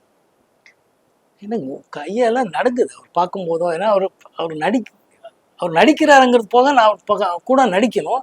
அது அவர் நடிக்கும்போது நான் கால் மேலே கால் போட்டு ஏதோ ஒரு வசனம் போடணும். அந்த வசனம் பேசணுங்கிறது, காலு போட வர மாட்டேங்கிறது, பேசணுங்கிறது ஒரு சின்ன பயம் இருக்கும்ல, தயக்கம். அது இல்லாமல் அந்த ஷூட்டிங் அட்மாஸ்பியர் பெரிய லெஜெண்டரி பிரகாஷ் ராவ்ங்கிற மிகப்பெரிய டைரக்டர் எல்லாம் இருந்தார். பட் அவர் ரொம்ப என்கரேஜ் பண்ணுவாருங்கிறது தான். என்கரேஜ் பண்ணார். ரொம்ப சுலபமாக நடிக்கும் முயற்சி பண்ணேன். அது நல்லா நடந்ததுங்கிறது உண்மையான விஷயம். ஒவ்வொரு படத்துலையும் அவரோட நடிக்கும்போது அவ்வளோ நல்லா இருக்குது. அதான் இதெல்லாம் தான் நல்ல விஷயங்கள் சினிமாவுக்கு வந்ததுக்கு அப்புறம்ன்றது. எனக்கு எம்ஜிஆர் சார் சிஎம்மாக இருந்தாலும் அவர் பார்க்குறதுக்கும் அவரோட பேசுகிறதுக்கு ஒரு வாய்ப்புகள் கிடைச்சதாகட்டும், சிவாஜி சாரோட நடிக்கிறதுக்கு வாய்ப்பு கிடைச்சதாகட்டும், சிவாஜி சார் பையனோட நடிக்கிறதுக்கு எனக்கு வாய்ப்பு கிடைச்சதாகட்டும், இதுக்கெல்லாம் ரொம்ப பெருமையாக இருக்குது, ஹாப்பியாக இருக்குது. இறைவனுக்கு நன்றி சொல்லுங்கள். சார், ஒரு இடைவெளிக்கு அப்புறம் தான் ஹரா படம் தேர்ந்தெடுத்தீங்க. அந்த இடைவெளிக்கு என்ன காரணம்? நல்ல நீங்க எதிர்பார்க்குற ஒரு கதாபாத்திரமோ அமையாதது தான் காரணமா, இல்லை வேற ஏதாவது ரீசன்? எதிர்பார்க்குற மாதிரி திரைக்கதை இருக்கிற மாதிரி படங்கள் வராததான் காரணம். நம்ம ஏதோ ஒரு புதுசாக இருக்கிற ஒரு கதை, புதுசுன்னா புதுசு இல்லை, நமக்கு புரிகிற மாதிரி நமக்கு பிடிச்ச மாதிரி இருக்கிற மேட்டர் தான் வேற மாதிரி கொடுத்தா ஜனங்க பார்ப்பாங்கங்கிறதும் நாங்களே இப்போ நமக்கு பிடிக்கிற ஒரு விஷயத்த கொஞ்சம் அழகாக வேற மாதிரி இட்லி கொடுத்தா, வேற மாதிரி தோசை கொடுத்தா, வேற ரெசிபி இல்லை, அது கொடுக்குற விதத்துலேயே நல்லா ஒரு கொடுக்குறதுல இன்ட்ரெஸ்டிங்காக எப்படி பார்க்க வைக்கிற மாதிரி, சாப்பிட்ணுன்னு தோன்ற மாதிரி பண்ணுற மாதிரி தான் படங்கள் பற்றியும் நான் எதிர்பார்த்த மாதிரி வரல. வர வரைக்கும் வெயிட் பண்ணுவோம், ஒன்றும் பிரச்சனை இல்லை, ஹாப்பியாக இருப்போங்கிறதா இருந்தது. சார், இந்த கோவிட் அப்போ அந்த கோவிட் வந்தவங்க வந்து ஒரு செல்ஃப் குவாரண்டைன் பண்ணணும்னு இருந்தாங்க. ஸோ நீங்கள் வந்து இந்த வெயிட்டிங் பீரியடை இது ஒரு செல்ஃப் அனலைசிங் பீரியடாக எடுத்துக்கிட்டீங்களா? அனலைசிங் இல்லை, இப்போ படங்கள் அப்பவும் படங்கள் பார்க்கறது, பல வாய்ப்புகள் வந்த போதும் அது தள்ளி வச்சதுக்கான ரீசன் என்ன? இல்லை, ஓப்பனாக நம்ம டைரக்டர்கிட்டயே சொல்லுவேன். அப்போ அந்த வந்த டைரக்டர்கள்கிட்டையும் தயாரிப்பாளர்கிட்டையும் சொல்லியிருக்கேன், தப்பாக நினைக்காதீங்க, அடுத்த படம் பண்ணுவோம், இதில் உடன்பாடு இல்லைன்னு சொல்லி அனுப்புவேன். அதில் இந்த ஏன்னா அவரை டிசப்பாயிண்ட் பண்ணுங்கிறது என்னோட நோக்கம் இல்லை, ஜெயிக்கணுங்கிறது மட்டும்தான் எனக்கு நோக்கம். அதனால கூட்டணியாக ஜெயிக்கணுங்கிறது எனக்கு எப்போவுமே நம்பிக்கை உண்டு. கூட்டணியாக இருந்தால் தான் ஜெயிக்க முடியுங்கிறது எனக்கு நம்பிக்கை உண்டு. ஸோ அந்த மாதிரி ஒன்றும் வரலைங்கிறது தான் இருந்துச்சு. பட் அது டிசப்பாயின்மெண்ட்டும் இல்லை, அனலைஸ் பண்ணுற அளவுக்கும் இல்லை. வரும்போது பார்ப்போம். ஹரா படம் பற்றி ஒவ்வொரு பதிவிலையும் நீங்கள் குறிப்பிடுற ஒரு வார்த்தை வந்து, இந்த படம் உங்களை எந்த விதத்திலையும் டிசப்பாயின்மெண்ட் பண்ணாது அப்படின்னு சொல்கிறீங்க. அப்படி சொல்லக்கூடிய ஒரு மெயின் யூஎஸ்பி என்ன விஷயம் சார் அந்த படத்தில்? இல்லை, ஒரு நம்பிக்கை தான். படத்தில் வேண்டிய ஃபைட்ஸோ சாங்ஸோ எமோஷ்னல் இதில் கனெக்ட் ஆகும்னு நான் நம்புகிறேன். அதனாலே அப்படி சொல்லிகிட்ருக்கேன். இப்போது ஃபஸ்ட்டு டைட்டில் டீசர்லேருந்து பார்த்தீங்கன்னா மீடியா ஆதரவாகட்டும், ரசிகர்கள் ஆதரவும் நல்லா இருக்குது. 2-3 பாட்டு ரிலீஸ் பண்ணியிருக்கோம், எல்லா பாடல்களுக்கும் நல்லா இருக்குது. அப்படியே டீசர் ஆகட்டும், ட்ரெய்லர் ஆகட்டும், எல்லாமே ரெஸ்பான்ஸ் நல்லாயிருக்கு. அதனால் இந்த படமும் டிசப்பாயிண்ட் பண்ணாதுன்னு தான் சொல்கிறேன். சார், உங்களோட லைஃப் கேரியரில் ஷூட்டிங்க்கு பல ஊர்களுக்கு, பல வெளிநாடுகளுக்கு பயணப்பட்டாலும் கோயம்புத்தூர் வந்து ஒரு முக்கியமான ஒரு விஷயமா இருக்குது. ஏன்னா உங்களுக்கு பல வெற்றி படங்களை தயாரித்த கோவை தம்பி கோயம்புத்தூர், ஒரு சின்ன இடைவெளிக்கு அப்புறம் வர ஹரா படம் ப்ரொடியூசர் வந்து கோவை சேர்ந்தவர் கோவை மோகன்ராஜ். இந்த படம் ஷூட்டிங் நடந்ததும் கோயம்புத்தூர். அந்த கோயம்புத்தூர் மக்களுக்கும் உங்களுக்கும் உண்டான நட்பு. இது மட்டும் இல்லை, நீங்கள் இயக்குனர்கள் பேரை சொல்லலை. ஆர் சுந்தரராஜன் அவர்கள் கோயம்புத்தூர், பிடிச்ச இயக்குனர், பிடிச்ச ரைட்டர் அவரும் ஆகட்டும், நம்ம மணிவண்ணன் ஆகட்டும், இந்த மாதிரி நிறைய ரைட்டர்ஸ் டைரக்டர்ஸ் எல்லாம் அந்த ஊர்லேருந்து வந்தவங்க தான் நம்ம என்னோட வெற்றிக்கு காரணமாக இருக்கிறவங்கிறது சொல்கிறோம். ஸோ அங்கே மக்கள் பொதுவாகவே ரொம்ப அமைதியாக இருப்பாங்கங்கிறதும், ஊட்டிக்கு போகும்போது அங்கே இறங்கி அவங்களோட பழகின காலத்துலேருந்து இன்னைக்கு வரைக்கும் ரொம்ப ஹாப்பியாக எனக்கு அவ்வளோ ஆதரவு கொடுத்துட்ருக்காங்க. இந்த படத்துக்கும் அவங்க கொடுத்த ஆதரவு மிகப்பெரிய விஷயம். லொக்கேஷன்ஸ் ஆகட்டும், போலீஸ் டிபார்ட்மெண்ட் ஆகட்டும், நண்பர்கள் ஆகட்டும், எல்லாமே they have gone out of their way to help Haraa shooting. So அதனாலே எனக்கு கோயம்புத்தூர் கொஞ்சம் ஸ்பெஷலாக எப்போவுமே மனசில் இருக்கும். கோவை தம்பி சாருக்கு உங்களுக்கு உண்டான ரிலேஷன்ஷிப்? கோவை தம்பி சார் சொன்ன மாதிரி கோவையை சேர்ந்தவர். என்னோட நிறைய ஹிட் படங்கள் தயாரித்த ப்ரொடியூசர். பயணங்கள் முடிவதிலே ப்ரொடக்ஷன் ஆரம்பிக்கும் போது அரங்கநாயகம் சார், பொள்ளாச்சி ரத்னமன் சொல்லி இன்னொருத்தர் பேர், இந்த தயாரிப்பாளர் பேர் மறந்துட்டேன், மன்னிக்கும். இந்த 3 பேர் ப்ரொடியூசர்ஸு. கோவை தம்பி சார் வந்து அதை வந்து கரெக்டாக நிர்வாகம் பண்ணி அதுக்கப்புறம் motherland banner game under Kovai தம்பி சார். அவரோட நிறைய படங்கள் பண்ணியிருக்கேன், நிறைய வெற்றி படங்கள், நிறைய டேரக்டர்ஸ். இளையராஜா சார், இன்ஃபேக்ட் அவர் படத்தில் தான் லக்ஷ்மிகாந்த் பேரலால் மியூசிக்லையும் படம் ஹிட்டெல்லாம் ஆச்சு. எப்போவுமே வெற்றி படங்களோட தயாரிப்பாளர் என்னோட முதலாளிங்கிறத நன்றி கடனாக இருப்பேன். சார், நீங்கள் ஏர்லியாக ஒர்க் பண்ண நிறைய டைரக்டர்ஸ், இப்போது விஜயஸ்ரீ, வெங்கட் பிரபு, இந்த இவங்களுக்குள்ள இருக்க என்ன டிஃப்ரென்ஸ் பார்க்குறீங்க? குவாலிட்டி ஆகட்டும், நாலேஜ் ஆகட்டும், நீங்கள் எப்படி பார்க்குறீங்க? இல்லை, அப்டேட் ஆகுறது தான். ஒரு 10 இயர்ஸ் 15 இயர்ஸ்க்கு ஒரு generations of artist, producers, technicians வருவாங்க. அவங்க வரும்போதே ஒரு அப்டேட்டட் வெர்ஷன்ஸில் வருவாங்க. சொல்கிற விதமாகட்டும், அவங்களோட சூழ்நிலை, அவங்க படிக்கும்போது பழகும்போது நடந்த விஷயங்களை வச்சு அவங்க எப்படி விஷுவலாக கொண்டு வருவாங்கங்கிறது தான் முக்கியமான விஷயம். அந்த விஷயத்தில் விஜயஸ்ரீ ஆகட்டும், வெங்கட் பிரபு ஆகட்டும், இன்றைக்கி ரொம்ப அப்டேட்டட் வெர்ஷனில் எடுத்துகிட்ருக்காங்க. அது ரொம்ப ஹாப்பியாக இருக்குது. டிஜிட்டல் மோடில் ரொம்ப ஹாப்பியாக இருக்குது. உங்களோட ஃபிட்னஸ் சீக்ரெட்னா என்ன சொல்லுவீங்க? டிசிப்ளின். அதுதான் இப்போ சமீபத்தில் பாக்யராஜ் சார் சொல்லும் போது, சினிமாவில் வந்து பார்ட்டிகள் வந்து தவிர்க்க முடியாத ஒரு விஷயம்.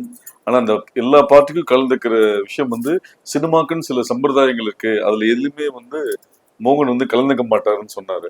இது ஒரு ரீசனாக இருக்குல்ல? இல்லை, அது ஒரு ரீசன். பட் பொதுவாக ஒரு எதுவுமே டென்ஷனாக தலைக்கு எடுத்துக்கிட்டு ரொம்ப டென்ஷன் ஆக மாட்டேன். Because I always believe in God's grace, destiny. என்ன சொல்கிறதோ அதான் நடக்குங்கிற நம்பிக்கை இருக்கிறவன். இன்னொன்று, பேசிக்கலி மற்றவங்களுக்கு கொஞ்சம் போரு, நான் நல்லா இருக்கேன், கொஞ்சம் எக்ஸசைஸு, கொஞ்சம் சாப்பாடு, அதெல்லாம் கண்டினியூஸாக பண்ணுறதுனால கொஞ்சம் இப்படி இருக்கிறதுக்கும் என்னோட டிஎன்ஏ, எங்கள் அப்பா அம்மாவுக்கு நன்றி, என்னோட மனைவிக்கு நன்றி. தேங்க்யூ. ஃபேன்ஸ் கிட்ட நீங்கள் உங்களோட எக்ஸ்பெக்டேஷன் என்ன? ஆடியன்ஸ் கிட்ட உங்களோட எக்ஸ்பெக்டேஷன், கோ ஆக்டர், ப்ரொடக்ஷன் சைடில் உங்களோட எக்ஸ்பெக்டேஷன் என்னவா இருந்திருக்கு? எந்த படத்துக்கு? ஜென்ரலாக ஒன்று என்னோட ஃபேன்ஸு ஒரு தரமான படம் கொடுப்பாருங்கிற ஒரு சின்ன நம்பிக்கை இருக்குது அவங்களுக்கு எல்லாம். அந்த நம்பிக்கை தான் டிசப்பாயிண்ட் ஆகாதுன்னு ஹரா படத்தை பற்றி சொல்லிகிட்ருக்கேன். ப்ரொடக்ஷனில் எப்படி கதையை நோக்கி போகிறதுனால ப்ரொடக்ஷன் டீம் ஆகட்டும், ப்ரொடியூசர் ஆகட்டும், கதைக்கு என்ன வேணுமோ அந்த செலவு பண்ணும்போது ரியலிஸ்டிக்காக இருக்குது, லைவோடு இருக்குங்கிறத படங்களில். சில மலையாளம் படங்கள் எல்லாம் நீங்களே சொல்கிறீங்க, அந்த படங்கள் எல்லாம் ஓடுறதுக்கு காரணம் கொஞ்சம் லைவாக இருக்குது, நம்ம லைஃபுக்கு கிட்டே இருக்குங்கிறது இருக்குது. அந்த மாதிரி படங்களில் நான் கொஞ்சம் விரும்பி நடிக்கணும்னு ஆசைப்படுறேன். ஸோ அந்த மாதிரி படங்கள் வரும்போது ரொம்ப ரசிக்கும்படியாக இருக்கு. சரி, பொதுவாக எல்லா நடிகர்களுக்கும் ஃபேன்ஸ்ன்றது ஒரு முக்கியமான விஷயம். அந்த ஃபேன் பேஸ்டு ரசிகர் மன்றம் இதை ஒரு ஒருங்கிணைச்சு பல நலத்தட்டு உதவிகள் பண்ணுறதுன்றது ஒரு நடைமுறையில் இருக்கிற ஒரு விஷயம். ஆனால் 80s ரொம்பவும் பிரபலமான இருந்த நீங்கள் முதல் முறையாக 2012 தான் அவங்கள சந்திச்சு ஒரு விஷயம் ஆரம்பிக்கிறதுக்கே அனுமதி கொடுத்தீங்கன்னு ஒரு தகவல் இருக்கு. பிளஸ் 2014 இன்னைக்கு வரைக்கும் உங்களோட பிறந்தநாள் மே 10ன்றதுனால ஒரு 10ஆம் தேதியும் உங்க ரசிகர்கள் வந்து நலத்திட்ட உதவி பண்றாங்க. வருஷம் மே 10க்கு பல நலத்திட்ட உதவி பண்றாங்க, அதை நீங்க கலந்துக்கிறீங்க. இவ்வளவு தாமதமாக வந்தாலும் அப்டேட்டடா பண்ணிட்டு இருக்கீங்களே, அது என்ன ரீசன்? இல்லை, மே 12 ஐ மீன் என்னது மே 10. பிப்ரவரி சாரி 2014 முன்னாடியிலேருந்தே பண்ணிட்டு இருக்காங்க. சோஷியல் மீடியா அவ்வளோ கேட்சிங்காக இருக்கல. டிஜிட்டல் மோடெல்லாம் வந்தது 2000க்கு அப்புறம் தான். அதுக்கு முன்னாடியிலேருந்து அவங்க பண்ணிகிட்டே இருக்காங்க. அவ்வளோ பெரிய பரபரப்பு பேசலை. என்ன மாதிரியே என்னோட ஃபேன்ஸும் அது டெய்லி போட்டு அது விளம்பரப்படுத்தணும் அதுன்றது அவங்களுக்கும் அவ்வளோ உடன்பாடு இல்லை. நான் பண்ண புண்ணியம் எனக்கு இப்படி ஒரு பொக்கிஷமாக ஃபேன்ஸ் கிடச்சிருக்கிறது. அவங்களுக்கு எப்போவுமே நன்றி. ஸோ ஒரு ஃபேன் வந்து ரொம்ப வருஷம் கழிச்சு சந்திக்க வரார், உங்களை கழிச்சு ரொம்ப வருஷமா ஃபாலோ பண்ணிட்டு இருக்கவர் சந்திக்க வரார். அப்போ கூட இருக்கவங்க சொல்றாங்க, நீங்க போய் சந்திக்காதீங்க, உங்களுக்கு அவர் ரொம்ப பிடிக்கும், அவருக்கு உங்களுக்கு ரொம்ப பிடிக்கும்னு சொல்றீங்க, அவர் உங்க பேர் கரெக்டா சொல்றாரான்னு பார்க்கலான்ற போது லிஃப்ட் திறந்து வந்து நீங்க அவர் பேரை வந்து இன்னும் கருணாகரன் எப்படி இருக்கீங்க அப்படின்ற மாதிரி ஒரு விஷயம் நடந்ததா ஒரு பதிவு இருக்கு. அதோட பேக்ட்ராப் என்ன? ஏங்க ஃபேன்ஸ் எப்படிங்க மறக்க முடியும்? பேசிக் என்னன்னா இன்னைக்கு வரைக்கும் அவங்க தான் என்னோட இருக்காங்க. அவங்க சில நாட்கள் வரலாம் போகலாம், மீட் பண்ணாமல் இருக்கலாம், விஷயங்கள் வேறு வேறு, ப்ரியாரிட்டிஸ் வேறு. ஸோ அப்படி போயிட்டு வரும்போது அவங்கள மறக்கவே முடியாது, மறக்கவும் மாட்டேன். மறந்தால் அது ஒரு விஷயமே வேறு. Because they're so genuinely involved with actor மோகனுங்கிறதுனால I am so happy to be associated with. So ஒருத்தர் 2 பேர் இல்லை, அவங்க பண்ணுற விஷயத்துக்கு, அவங்க ஃபேன்ஸ் கிளப்பில் அவங்க பண்ணிட்டு இருக்கிற விஷயத்துக்கு நான் வந்து அவங்கள பேர் சொல்லி கூப்பிடுறேங்கிறதெல்லாம் ஜுஜுபி. அவங்க மிகப்பெரிய விஷயங்களை அவங்க பண்ணிட்டு இருக்காங்க. ஸோ சரி, பொதுவாக ஒரு ஃபேன்ஸ்ன்றவங்க ஒரு கட்டத்தில் நான் உங்க கூட தங்கிடுறேன், உங்க கூட இருக்கிறேன்னு சொல்லும் போது உனக்குன்னு ஒரு லைஃப் இருக்கு, நீ உங்க ஃபர்ஸ்ட் ஃபேமிலியை பார்க்கணும் அப்படின்னு சொல்லி அட்வைஸ் பண்ண ஒருத்தர் பாலமுருகன் ஒருத்தர் இன்னைக்கு தேனியில மெடிக்கல் ஷாப் வச்சிருக்காரு. கோகுலகிருஷ்ணன்றவர் வத்தலகுண்டில் ப்ரொஃபஸராக இருக்காரு. அப்புறம் வந்து ஒரு புதுக்கோட்டை சேர்ந்த ஒரு மாற்றுத்திறனாளி ஒரு அம்மா வந்து அனுசியா வந்து உங்க எல்லா படங்கள் பிள்ளைநிலா ரிலீஸ் தவிர, ஏன்னா அன்னைக்குதான் அவங்களோட டெலிவரி ஆனதாகும், அதை தவிர மீது எல்லாமே ரிலீஸ் அன்னைக்கு பார்த்துருக்காங்க. இப்படிப்பட்ட ஒரு ரசிகர்கள் வந்து கிடைச்சதுக்கு நீங்க எப்படி ஃபீல் பண்றீங்க? தொடர்ந்து எல்லா இடத்துலயும் நீங்க ரசிகர் சொல்லி ஃபேன்ஸ் ஆனாலும் ஓகே, நீங்க என்ன பண்றீங்க, ஃபேமிலி என்ன பண்றாங்க, ஃபேமிலி பாருங்கன்னு உங்களோட வார்த்தைகள் வந்து டைவர்ட் ஆயிடுது. அதுக்கு ஒரு ரீசன் என்ன? இல்லை, நான் பண்ண புண்ணியம், இதுக்கு மேலே வார்த்தைகள் இல்லை. இதெல்லாம் உணர்வு பூர்வமான விஷயங்கள். அவங்க முதல்ல இருந்தே நம்ம சொல்லிட்டு இருக்கிறது, ஒவ்வொருத்தரும் ஜெயிக்கிறதுக்கு காரணம் அவரோட குடும்பம் சூழ்நிலைகள் இருக்குங்கிறது தான். நான் என்னோட ஃபேன்களுக்கு முதலேருந்தே சொல்லிட்டு இருந்தது படங்கள் பாருங்கிறத எனக்கு எப்பவுமே உடன்பாடு இருக்குது. ஆனால் என்னையே ஃபாலோ பண்ணிவிட்டு அவங்க லைஃப் அவங்க கெடுத்துட்டு கூடாது. ஸோ படிக்கணும், வேலைக்கு போகணும், அவங்க குடும்பத்தை பார்க்கணும், அப்பா அம்மா ஆகட்டும், அதுக்கப்புறம் மனைவி மக்களை பார்க்கணும், அதோட நம்ம படங்களும் பாருங்கிறது தான் நான் ரிக்வெஸ்ட் பண்ணிட்டு இருந்தது. எத்தனையோ பேர் அதை ஃபாலோ பண்ணி இன்றைக்கி வாழ்க்கையில் ஜெயிச்சிருக்காருங்கிற கேட்கும்போது எனக்கு கர்வமாக இருக்குது, பெருமையாக இருக்குது. அது மாதிரி மலேசியாவில் ஒரு மறக்க முடியாத ரசிகை, அவங்க வந்து ஒரு இஸ்லாமிய பெண், உங்க போட்டோவை டாலரா வச்சிருக்காங்க.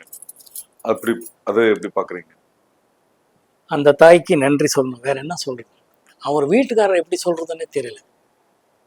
அந்த அம்மா வந்து இங்கே அதை காட்டிட்டு பையன் சொல்கிறா பாருங்க பாருங்கன்னு சொல்ல காட்டுமான்னாங்க. காட்டினா ஒரு இஸ்லாமிய பொண்ணு இந்தியாவிலேருந்து வெளியூருக்கு போயிருக்காங்க.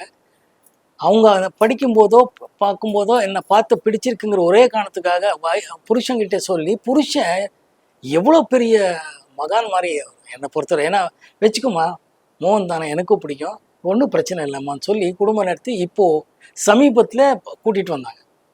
என்னன்னு அப்புறமா தான் தெரியும், அவர் அந்த அம்மா கொஞ்சம் உடம்பு சரியில்லைன்னு. ஸோ அவரை இந்த ரொம்ப நாளாக ஆசைப்பட்டுட்டு இருக்கு. ஏன்னா என்னோட பாடல்கள் கேட்டு தான் நைட் தூங்குவாங்க, பையன் தான் போட்டு விடுவாங்க டெய்லி சிடி ஆகட்டும் இதெல்லாம். ஸோ அந்த மாதிரி இருக்கிறது கேட்டால் அவங்க உடம்பு சரியில்லை, அதனால அவங்களோட ஆசை எப்படியாவது போய் காட்டணும்னு சொல்லி போய் காட்டிட்டு மோகன் சாரான்னு இங்கே வந்திருந்தாங்க. அந்த குடும்பத்துக்கே நான் நன்றி சொல்லணும். ஏன்னா மதம் தாண்டி மொழி தாண்டி அதெல்லாம் வேற, நம்ம ஜாதியோ மதமோன்றது இல்லை. என்னோட ஃபேன்ஸுகள் எத்தனையோ பேர் இஸ்லாமியர்கள் இருக்காங்க, கிறிஸ்டியன்ஸ் இருக்காங்க, இந்துக்கள் இருக்காங்க, அதை பற்றி எல்லாம் இல்லை. ஆனால் இந்த அம்மா ஒரு இங்கேருந்து போய் வேற ஒரு நாட்டில் வாழ்ந்து அங்கேயும் நம்மளை பற்றி பாடல்களோ படங்களோ பார்த்து நான் நடிக்காத டைம்லேயும் என்ன இவங்களெல்லாம் கொண்டாடிருக்காங்கன்னா நன்றி தவிர வேற என்ன சொல்லவே தெரியல. நிச்சயம் சார். 77 கோகிலா, 80 மூடு பணி, ஒரு 7 இயர்ஸ் கேப்ல ரெட்டைவால் குருவி. அந்த கேப் என்ன? அதுல வந்து மூடு பணி கோகிலாக்கு அப்புறம் பாலுமேந்திர சார்ட்ட பண்ணும்போது நீங்க உங்களை எந்த அளவுக்கு அப்டேட் ஆயிட்டீங்க, அந்த எக்ஸ்பீரியன்ஸ் எப்படி இருந்தது ரெட்டைவால் குருவில்? சார் பாலு மகேந்திரா சார் கிட்ட பார்த்தீங்கன்னா பொதுவாக அவர் படத்தில் எல்லாரும் சிறப்பாக தான் நடிச்சிருப்பாங்க. ஏன்னா அவர் சொல்லி கொடுக்குற விதம் அப்படி. எப்படி ஒரு ஆர்டிஸ்ட் கிட்ட ஒரு பெர்ஃபார்மன்ஸ் வாங்கணுங்கிறது அவருக்கு எக்ஸ்ட்ரானரியாக தெரியும். ஏன்னா அதான் சொன்னேன், அவர் editor, story, screen play, dialogue, direction போக கேமராமேன், எவ்ரிதிங் இன்வால்வ்ஸ் இந்த ப்ரொடக்ஷன் எல்லாமே.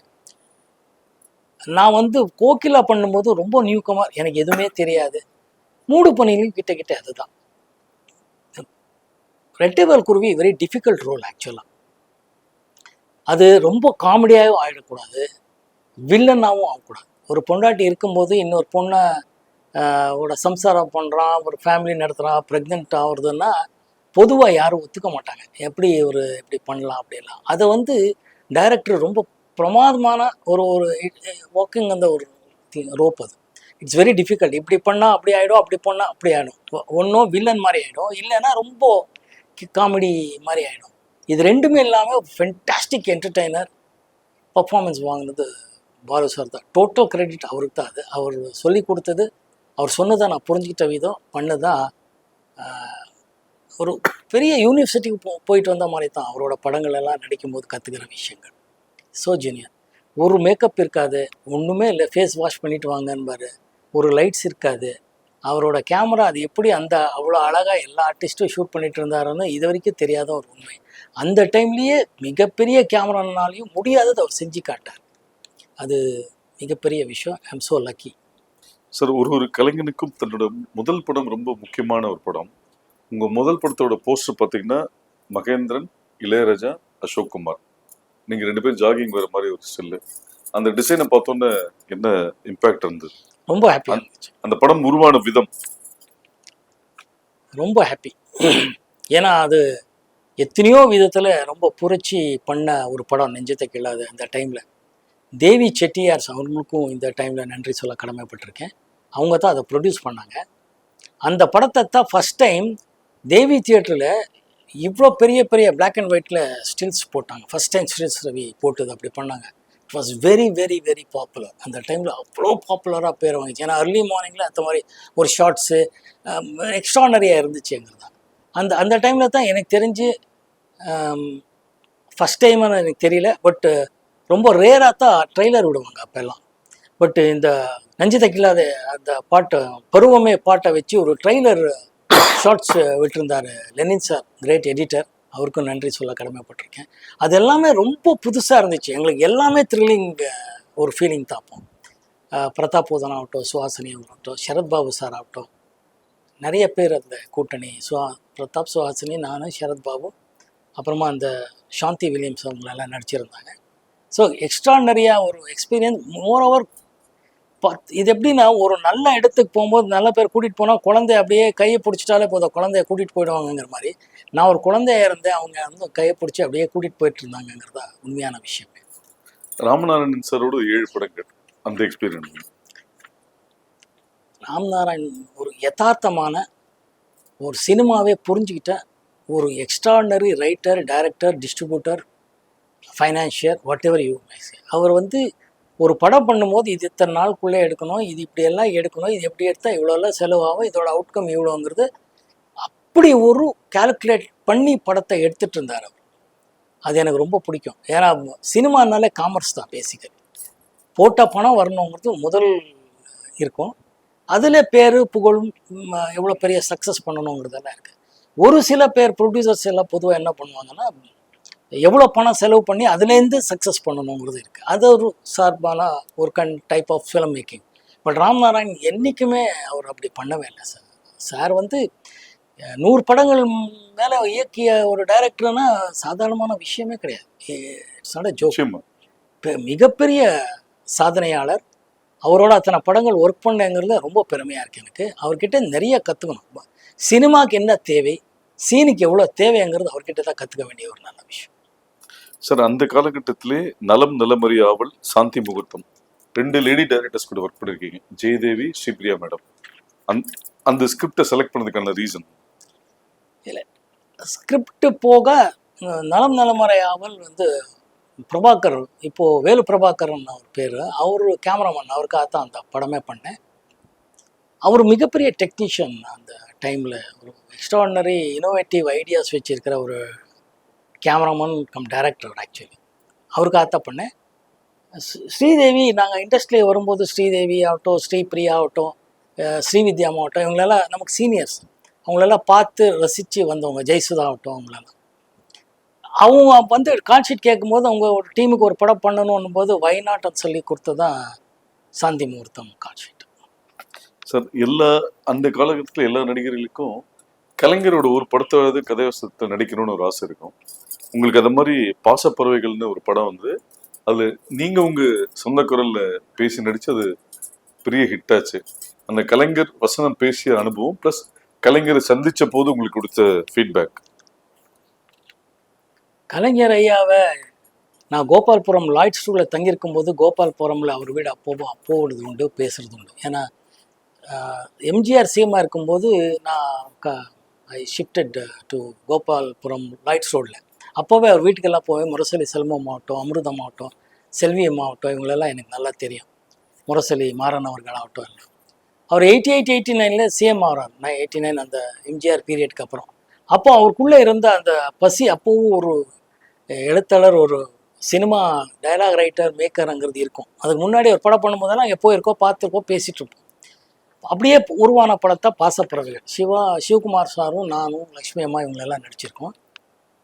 அது போஸ்ட் ப்ரொடக்ஷன் நடக்கிறதுக்கு முன்னாடி அவர் வீட்டில் ஒரு நாள் பேசிகிட்டே இருக்கோம். இப்படி பேசிட்டு போது டப்பிங்கு குரல் பேசணும் அப்படி இப்படின்னும் போது அவர் கேட்டார், யாருக்கு அப்படின்னாரு ஐயா. அப்போ நம்ம செல்வம் இவங்களெல்லாம் இருக்கும்போது மோகன் சார் தான் பேசணும் இல்லையானாரு. ஏன் இருந்தார்? இல்லை, பொதுவாக நடிக்கிறாரு, அவர் பேசுகிறாரு. ஏன்னா உங்களுக்கு நல்லா தானே பேசுகிறாரு, ஏங்க உங்களுக்கு எதாவது பிரச்சனை? எனக்கு இல்லை சார், வாய்ப்பு கொடுத்தா கண்டிப்பாக நான் பேசுகிறேன். இவரே பேசிட்டோங்க, சென்டிமெண்ட்டாவது இது இவர் பேசிட்டோம் அப்படின்னார். அன்றைக்கி அவர் கொடுத்தேன். ஏன்னா ப்ரொடியூசர் டைரக்டர் ஒத்துக்கிட்டா தான் நம்ம பேச முடியும். அவர் சொல்லி பேசின படம் 100 நாள் மேலே போன படம். படம் நல்லா இருந்துச்சு, என்னையும் ஏற்றுக்கிட்டாங்க, என் குரலையும் ஏற்றுக்கிட்டாங்க. கலைஞர் பர்சனலாக சொன்ன விஷயங்களை பாராட்டி அவர் இல்லை, அவரோட ஷார்ப் மைண்டு தான் எனக்கு எப்போவுமே பிடிக்கும். அவர் நகைச்சுவையாக இருந்தாலும் 10 பேர் வந்தாலும் 10 பேர்கிட்ட பேசிட்டு இருந்தாலும் அவர் ஃபோக்கஸ் ஆகட்டும், மீதி எல்லாமே அவ்வளோ பிளானிங்கில் இருப்பார். அது ஒரு சாதாரணமான விஷயம் இல்லை. அவர் சிஎம் ஆகிறதுக்கு முன்னாடியும் அவரை பார்த்துருக்கேன். அதாவது 89 சிஎம், நான் சொல்கிறது 70ஸ்ல இல்லை, நான் வந்ததுக்கப்புறம் சொல்கிறேன். அதுக்கு முன்னாடி பார்த்துருக்கேன். அவர் எப்போ பார்த்தாலும் எங்கே பார்த்தாலும் ஷார்ப்பாக மோகன் அப்படின்னு தான் கூடுவார். என்ன தம்பி எப்படி அப்படி தான் கூப்பிட்டு பேசுவார். ஒரு தடவை ஒருத்தர் பழக்கமானாலே எப்போ போனாலும் அவர் பேரோட கூப்பிடுவாருன்னு கேள்விப்பட்டிருக்கேன். அது என் முன்னாடி என் லைஃப்லையும் நடந்திருக்கு. பல பேருக்கு அப்படி கூப்பிட்டு பேசுகிறது உண்டு. ஒரு பியூட்டிஃபுல் விஷயம்னா சாரை வந்து எப்போ வேணாலும் போய் பார்க்கலாம். அவர் சிஎம்மாக இருக்கும்போது சரி, சிஎம்மாக இல்லாதப்போ போய் பார்க்கலாங்கிறது அந்த அப்ரோச் வாஸ் எக்ஸ்ட்ராடினரிலி ஒரு கான்ஃபிடன்ஸ் கொடுக்கக்கூடிய விஷயமா இருந்துச்சு எனக்கு. சார், பல வெள்ளி விழா வெற்றி விழா படங்களில் நம்ம சொந்த குரலில் பேச முடியலன்ற வருத்தம் இன்னைக்கு அது இருந்திருக்கேன் உங்களுக்கு? வருத்தம்ங்கிறத விட நான் முதல்ல மெனக்கடலை, ப்ரொடியூசர் டைரக்டர்களும் அது சொல்லலை, நானும் மெனக்கடலைங்கிறது தான் உண்மையான விஷயம். அது ஒரு டைமுக்கு அப்புறம் 24 ஹவர்ஸ் ஒர்க் பண்ணிட்டு இருந்ததுனால, படங்களும் போயிட்டு இருந்ததுனால, டைரக்டர்களும் அப்படி சொல்லிட்டு இருந்ததுனால அதை வந்து இன்னைக்கு அது எக்ஸ்கியூஸாக சொல்கிறது இல்லை. But those for the days. ஆனால் கலைஞர் ஐயா சொன்னதுக்கப்புறம் அந்த படம் நல்லா போனதுக்கப்புறம் நான் தான் பேசணும்னு முடிவு பண்ணேன், வேற ஒன்று. சார், தமிழ் சினிமாவில் ட்ரெண்ட் செட்டிங் டைரக்டர்ஸில் ஸ்ரீதர் சாருக்கு ஒரு முக்கிய இடம் உண்டு. ஸோ உங்களோட தென்றல் எண்ணத்தோடு எப்படி அமைஞ்சது அவரோட ஒர்க் பண்ண எக்ஸ்பீரியன்ஸ்? அகெயின் அது தேவி films and Royal pictures Taha, இவங்க 2 பேர் சேர்ந்து பண்ண படம். ரொம்ப அற்புதமான ப்ரொடியூசர்ஸ், என்னோட முதலாளிகள் தான். இன்றைக்கும் அவரோட தொடர்பில் இருக்கேன். அவர் அவ்வளோ நல்ல உள்ளம் உள்ள ப்ரொடியூசர்ஸ் 2 பேர். ஸ்ரீதர் சார்ன்னும் போது பேச்சுக்கு என்ன இருக்கு இடம்? ஃபஸ்ட்டு ஸ்ரீதர் சார் வச்சு படம் பண்ணுங்கனால அவ்வளோதான். எப்போ டேட்டு தான் கேட்கணும் தவிர ஒன்றும் இல்லை. ஏன்னா அவர் படங்கள் பார்த்துருக்கோம்னா, நெஞ்சில் ஒரு ஆலயமாகட்டும், காதலுக்கு நேரம் இல்லையாகட்டும், இது இளமை ஊஞ்சல் அடைகிறதாகட்டும், இந்த மாதிரி நிறைய படங்கள் அப்போ பார்த்து ரசித்துண்டு. நமக்கு இந்த மாதிரி டைரக்டர்கிட்ட எல்லாம் ஒர்க் பண்ண முடியலையே, கிடைக்கலையேங்கும் போது ஒரு வாய்ப்பு வரும்போது அதை யூஸ் பண்ணேன். Such a genius director. அவ்வளோ மென்மையாக சொல்லி கொடுக்கக்கூடிய ஹியூமராக எப்படி ட்ரீட் பண்ணணும்னு அவர்கிட்டயே கற்றுக்க வேண்டியது இருக்குது. அந்த அளவுக்கு ஹியூமர் ஆகட்டும், சேட் ஆகட்டும், ஒரு ஒரு அற்புதமாக விஷுவலாக கொண்டு வந்து பண்ணக்கூடிய ஒரு ரைட்டர். அவரோடவே அந்த சித்ராலய கோபு இருந்தார், பிரமாதமான ரைட்டர் டைரக்டர். இவங்களோட ஒர்க் பண்ணும்போது ஒர்க் பண்ண வாய்ப்பு வந்துச்சுங்கிறது ரொம்ப பெருமையாக இருக்குது. இது சித்ராலய கோபு சார் டைரக்ஷன் ஒரு படம் பண்ணிருக்கேன். ஆமாம் பண்ணிருக்கேன். அது ஏஎம் சார் வசந்தி படம். அவர் அதான் சொல்கிறேன், அவர் எல்லாம் பேசும்போதே அவ்வளோ ஹியூமர் இருக்கும். பேசிக்கு நகைச்சுவைங்கிறத விட அது எந்த சிச்சுவேஷன் கொடுத்தாலும் அதை நகைச்சுவையாக மாற்றுவாங்க. அதுதான் அவங்களோட பலமே. அதில் ரொம்ப பிரமாதமான விஷயம். தென்றல் எண்ணத்தோடும் மிக சிறப்பாக ஓடிச்சு. இளையராஜா சார் அத்தனை பாடல்களும் ஹிட்டு. நல்ல ப்ரொடியூசர்ஸ், நல்ல டைரக்டர்ஸ். அதனால பெருமையாக இருக்குது. இந்த மாதிரி கேபி சார் கூட நடிக்க முடியலன்ற ஒரு வருத்தம் என்னைக்காவது இருக்கா? ஆனால் மரோச்சரித்திர படம் தமிழில் படமாக்கப்படும் போது நீங்கள் தான் அது தமிழில் பண்ணுறதா இருந்ததா ஒரு செய்தி இருக்குது. நான் முதலாக கையெழுத்து அட்வான்ஸ் வாங்கின படம் கேபி சார் படம் தான்.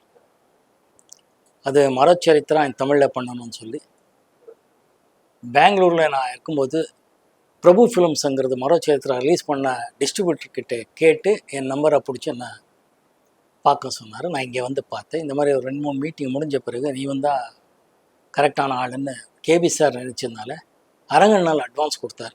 அவர் பையன் இன்றைக்கும் இருக்கான். எங்கேயாவது பார்த்தீங்கன்னா அவர் சொல்லுவார், என்னோடய அட்வான்ஸ் இன்றைக்கும் உங்கள் கையில் இருக்குன்னு. அந்த மாதிரி அட்வான்ஸ் வாங்கின படம் அதுதான். ஆனால் அவர் பண்ணுறதுக்கு கொஞ்சம் டிலே ஆச்சுங்கிறதுல அவர் டைம் கொடுத்தாரு. அந்த டைமில் நான் வந்து Kizhakke Pogum Rail Telugu another great legendary director Bapu sir direct பண்ணுறது தான் தெலுங்கு படம் நடிக்கிறதுக்கு என்னை கூப்பிட்டாங்க. நான் போய் நடிச்சிட்டு வர இங்கே ஷூட்டிங் எல்லாம் பிளான் பண்ணிட்டு இருந்தார். அப்போது வந்ததும் என்னை தேடுறாரு கேஷுவலாக, எங்கே மோகன் இங்கே தான் இருக்கான்னு பார்த்தா நான் ஜாலியாக ஒரு மாதிரி எல்லாரும் மத்தியில் நிற்கிறேன். என்னன்னா டோட்டல் மீசையும் மொட்டையும் அடிச்சிருந்தேன். மொட்டை தலை ஷேவ் பண்ணி மீசி எடுத்திருந்தேன். அந்த கிழக்கே போகும் தெலுங்குல ஒரு சீனில் கழுதை மேலே கூட்டிகிட்டு போகும்போது தலையில ஷேவ் பண்ணி, அதுதான் அந்த படத்தோட ஃபினிஷிங் ஷாட்டாக எடுத்து அனுப்பிச்சிட்டாரு. நான் வந்துட்டேன். அப்போ தான் பார்த்து கோச்சிட்டு கண்ணா பின்னான்னு திட்டுறாரு. எவன்டா இதெல்லாம் ஷேவ் பண்ண சொன்னேன். நான் வந்து நோ சார், பாப்பு சார், கிழக்கே போகும் ரைட் சார், தெலுங்கு சார், தூர்ப்பு வெள்ளை சார் அப்படிலாம் சொல்கிறேன். அதெல்லாம் இருக்கட்டும். ஒன்று அப்படி இல்லை சார், தட் டாங்கி சீன் சார்ன்ற. இப்போ தான் நான் இத்தனை நாளாக பிளான் பண்ணி படம் பண்ணோன்னு பிளான் பண்ணேன். இப்போ அப்படின்னு ஒரு கெட்ட வார்த்தையிலெல்லாம் திட்டி முடி வரணுமே சார், என்ன அப்படியே அப்படி இப்படி சுற்றி நடந்துட்டோன்னு சொன்னார். கொஞ்சம் போஸ்ட்போன் பண்ணுவோம், இந்த படம் அப்புறமா பண்ணுறேன் நான், அந்த பேர் முடி வளரட்டும், அதுக்கப்புறம் ஷூட் பண்ணலாம்டா, இப்போ படம் பண்ண வேண்டாம்னு நிறுத்தி போஸ்ட்போன் பண்ணார். அந்த டைமில் Padmini Kolhapure was supposed to do Saritha's role. Everything was fixed. அரங்கண்ணால் தான் மரோச்சரித்ரா பண்ண ப்ரொடியூசர் தான் தமிழையும் எடுக்கிறதா இருந்துச்சு. அந்த போஸ்ட்போன் பண்ண டைமில் ஒரு 6 மாதத்து வரலும் முடியெல்லாம் கரெக்டாக வளரணுன்ற டைமில் ஒரிஜினல் மரோச்சரித்ரா தெலுங்கு வெர்ஷனை released in Tamilnadu and it was a super duper hit.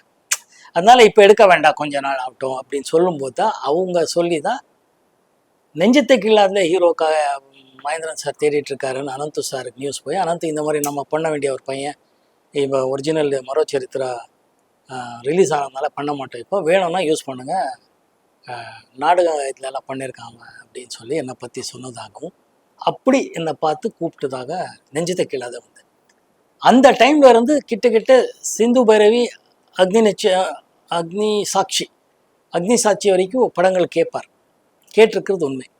But unfortunately பயணங்கள் முடியுது அந்த டைம்லலாம் நான் ஓவர் பிஸி ஆகும்போது அவர் கூப்பிடுற நாட்கள் அவ்வளோ நாட்கள் என்னால் கொடுக்க முடியல. ஒவ்வொரு தடவையும் போகும்போது சாரி சார், தப்பாக நினைக்காதீங்க சார், அந்த புது டைரக்டர், அந்த புது ப்ரொடியூசர் கால் ஷீட் கொடுத்துருக்கேன்னா கடைசியில் நீ என்னைக்கு இருந்தாலும் யூ ஆர் மை ஆக்டர் கோ அப்படின்னு சொல்லி ஆசீர்வாதம் பண்ணி அனுப்புவார். இந்த படம் பேர் என்ன? எந்த படம்? மரோச்சரித்திர தமிழில் வைக்கிறதா இருந்த படம் பேர் அலைகள் எழுதிய கவிதை. சார், நீங்கள் ஒரு பக்கம் பிஸியான ஹீரோ, பேரலி கெஸ்ட் ரோல்ஸும் நிறைய பண்ணியிருக்கும் போது ராகவேந்திர படத்தில் கெஸ்ட் ரோல் பண்ணதுக்கான ரீசன் ரஜினி சாரோட 100வது படம்ன்றதுனாலயா, இல்லை நீங்கள் பேசிக்கலி ராகவேந்திர பக்தர்ன்றதுனாலயா? முதல் காரணம் ராகவேந்திர சுவாமி பக்தன். 2வது படம் எஸ்பி முத்துராமன் சாரும் அந்த யூனிட்டும் கவிதாலயாங்கிறதும் அஃப்கோர்ஸ் சூப்பர் ஸ்டார் ரஜினி சாரோட நடிக்கணுங்கிறது இருக்குது. பட் முதல் காரணம் ராகவேந்திர சுவாமி பக்தன். நான் முதல்ல இந்த இண்டஸ்ட்ரிக்கு வர்றதுக்கு முன்னாடி நான் ராகவேந்திர சுவாமி கும்பிட்டு பழக்கம். அதனால் அவர் பற்றி ஒரு படம் எடுக்கிறாருன்னா அந்த படத்தில் என்ன நானும் ஒரு சீனாவது வரணுன்றது என்னோட ஆசை. அந்த ஆசைக்காக அந்த வாய்ப்பு கொடுத்ததுக்கு நன்றி சார். அதாவது ப்ரொடியூசர்லேயே ஒரு ஸ்ட்ரிக்ட் ஆஃபீஸர்னு, சிஸ்டமேட்டிக் ஆஃபீஸர்னு சொன்னால் கே பாலாஜி சார். அவர் கூட நீங்கள் நிறைய படங்கள் ட்ராவல் பண்ணியிருக்கீங்க. அந்த அவரை சந்திச்ச அந்த சுவாரஸ்யமான அனுபவங்கள். One of the best producers I have seen சொல்லலாம். அவர் அவ்வளோ ஒரு ஒரு இப்போ என்ன கார்ப்பரேட் ஆஃபீஸ்ன்னு சொல்கிறீங்களோ அந்த மாதிரி அவரோட நிர்வாகம் இருந்துச்சு, அவங்களோட ஆஃபீஸ் இருந்துச்சு. ஷூட்டிங் ஆகட்டும், பிளான் பண்ணுறதாகட்டும், இத்தனை சீன்ஸ் இந்த லொக்கேஷன் இப்போ முடியணும், இப்போது டப்பிங் ஆரம்பிக்கணும், இப்போது ரீ ரெக்கார்டிங், இப்போது ரிலீஸ்ன்னு சொல்லி ஒவ்வொரு வருஷமும் வந்து ஜனவரி 26 ஒரு படம் ரிலீஸ் பண்ணுவார். அந்த காலத்தில் சிவாஜி சார்லேருந்து எல்லா படமும் அப்படி தான் பண்ணுவார். கமல், ரஜினி சார் எல்லாரையும் வச்சு நிறைய படம் பண்ணியிருக்கார் சார்.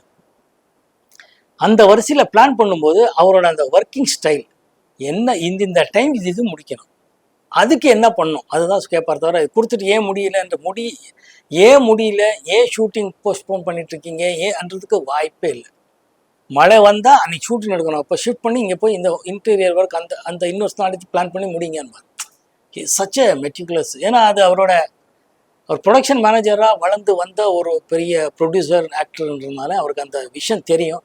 ஒவ்வொரு பைசாவும் ஒவ்வொரு மினிட்டும் சினிமாவில் எவ்வளோ யூஸ்ஃபுல்லுங்கிறது அவருக்கு தெரியுங்கிறதுனால அவர்கிட்ட நான் அது கற்றுக்கிட்டேன். ரொம்ப பிரமாதமான producer, one of the excellent producer K Balaji sir. Sir, Manobala சாருக்கும் உங்களுக்கு உண்டான நட்பு பிள்ளை நிலா எப்படி உருவானது? மனோபாலா இன்னைக்கு அவர் நம்மளோட இல்லை, மனசு ரொம்ப கஷ்டமாக இருக்குது. நல்ல நண்பன். பாமரு டைமில் இந்த பாரதி ராஜா சார் அசிஸ்டன்ட்ஸு, பாலச்சந்தரோட அசிஸ்டன்ட்ஸு, எல்லாரோட அசிஸ்டன்ட் டைரக்டர்கள் நம்ம ரூம் வருவாங்க. அப்படி பழக்கமானவன் தான் மனோபாலா. நான் வந்து மணிவண்ணனோட ரங்கராஜனோட எல்லா படங்கள் பண்ணிட்டு இருக்கும்போது அவர் வந்து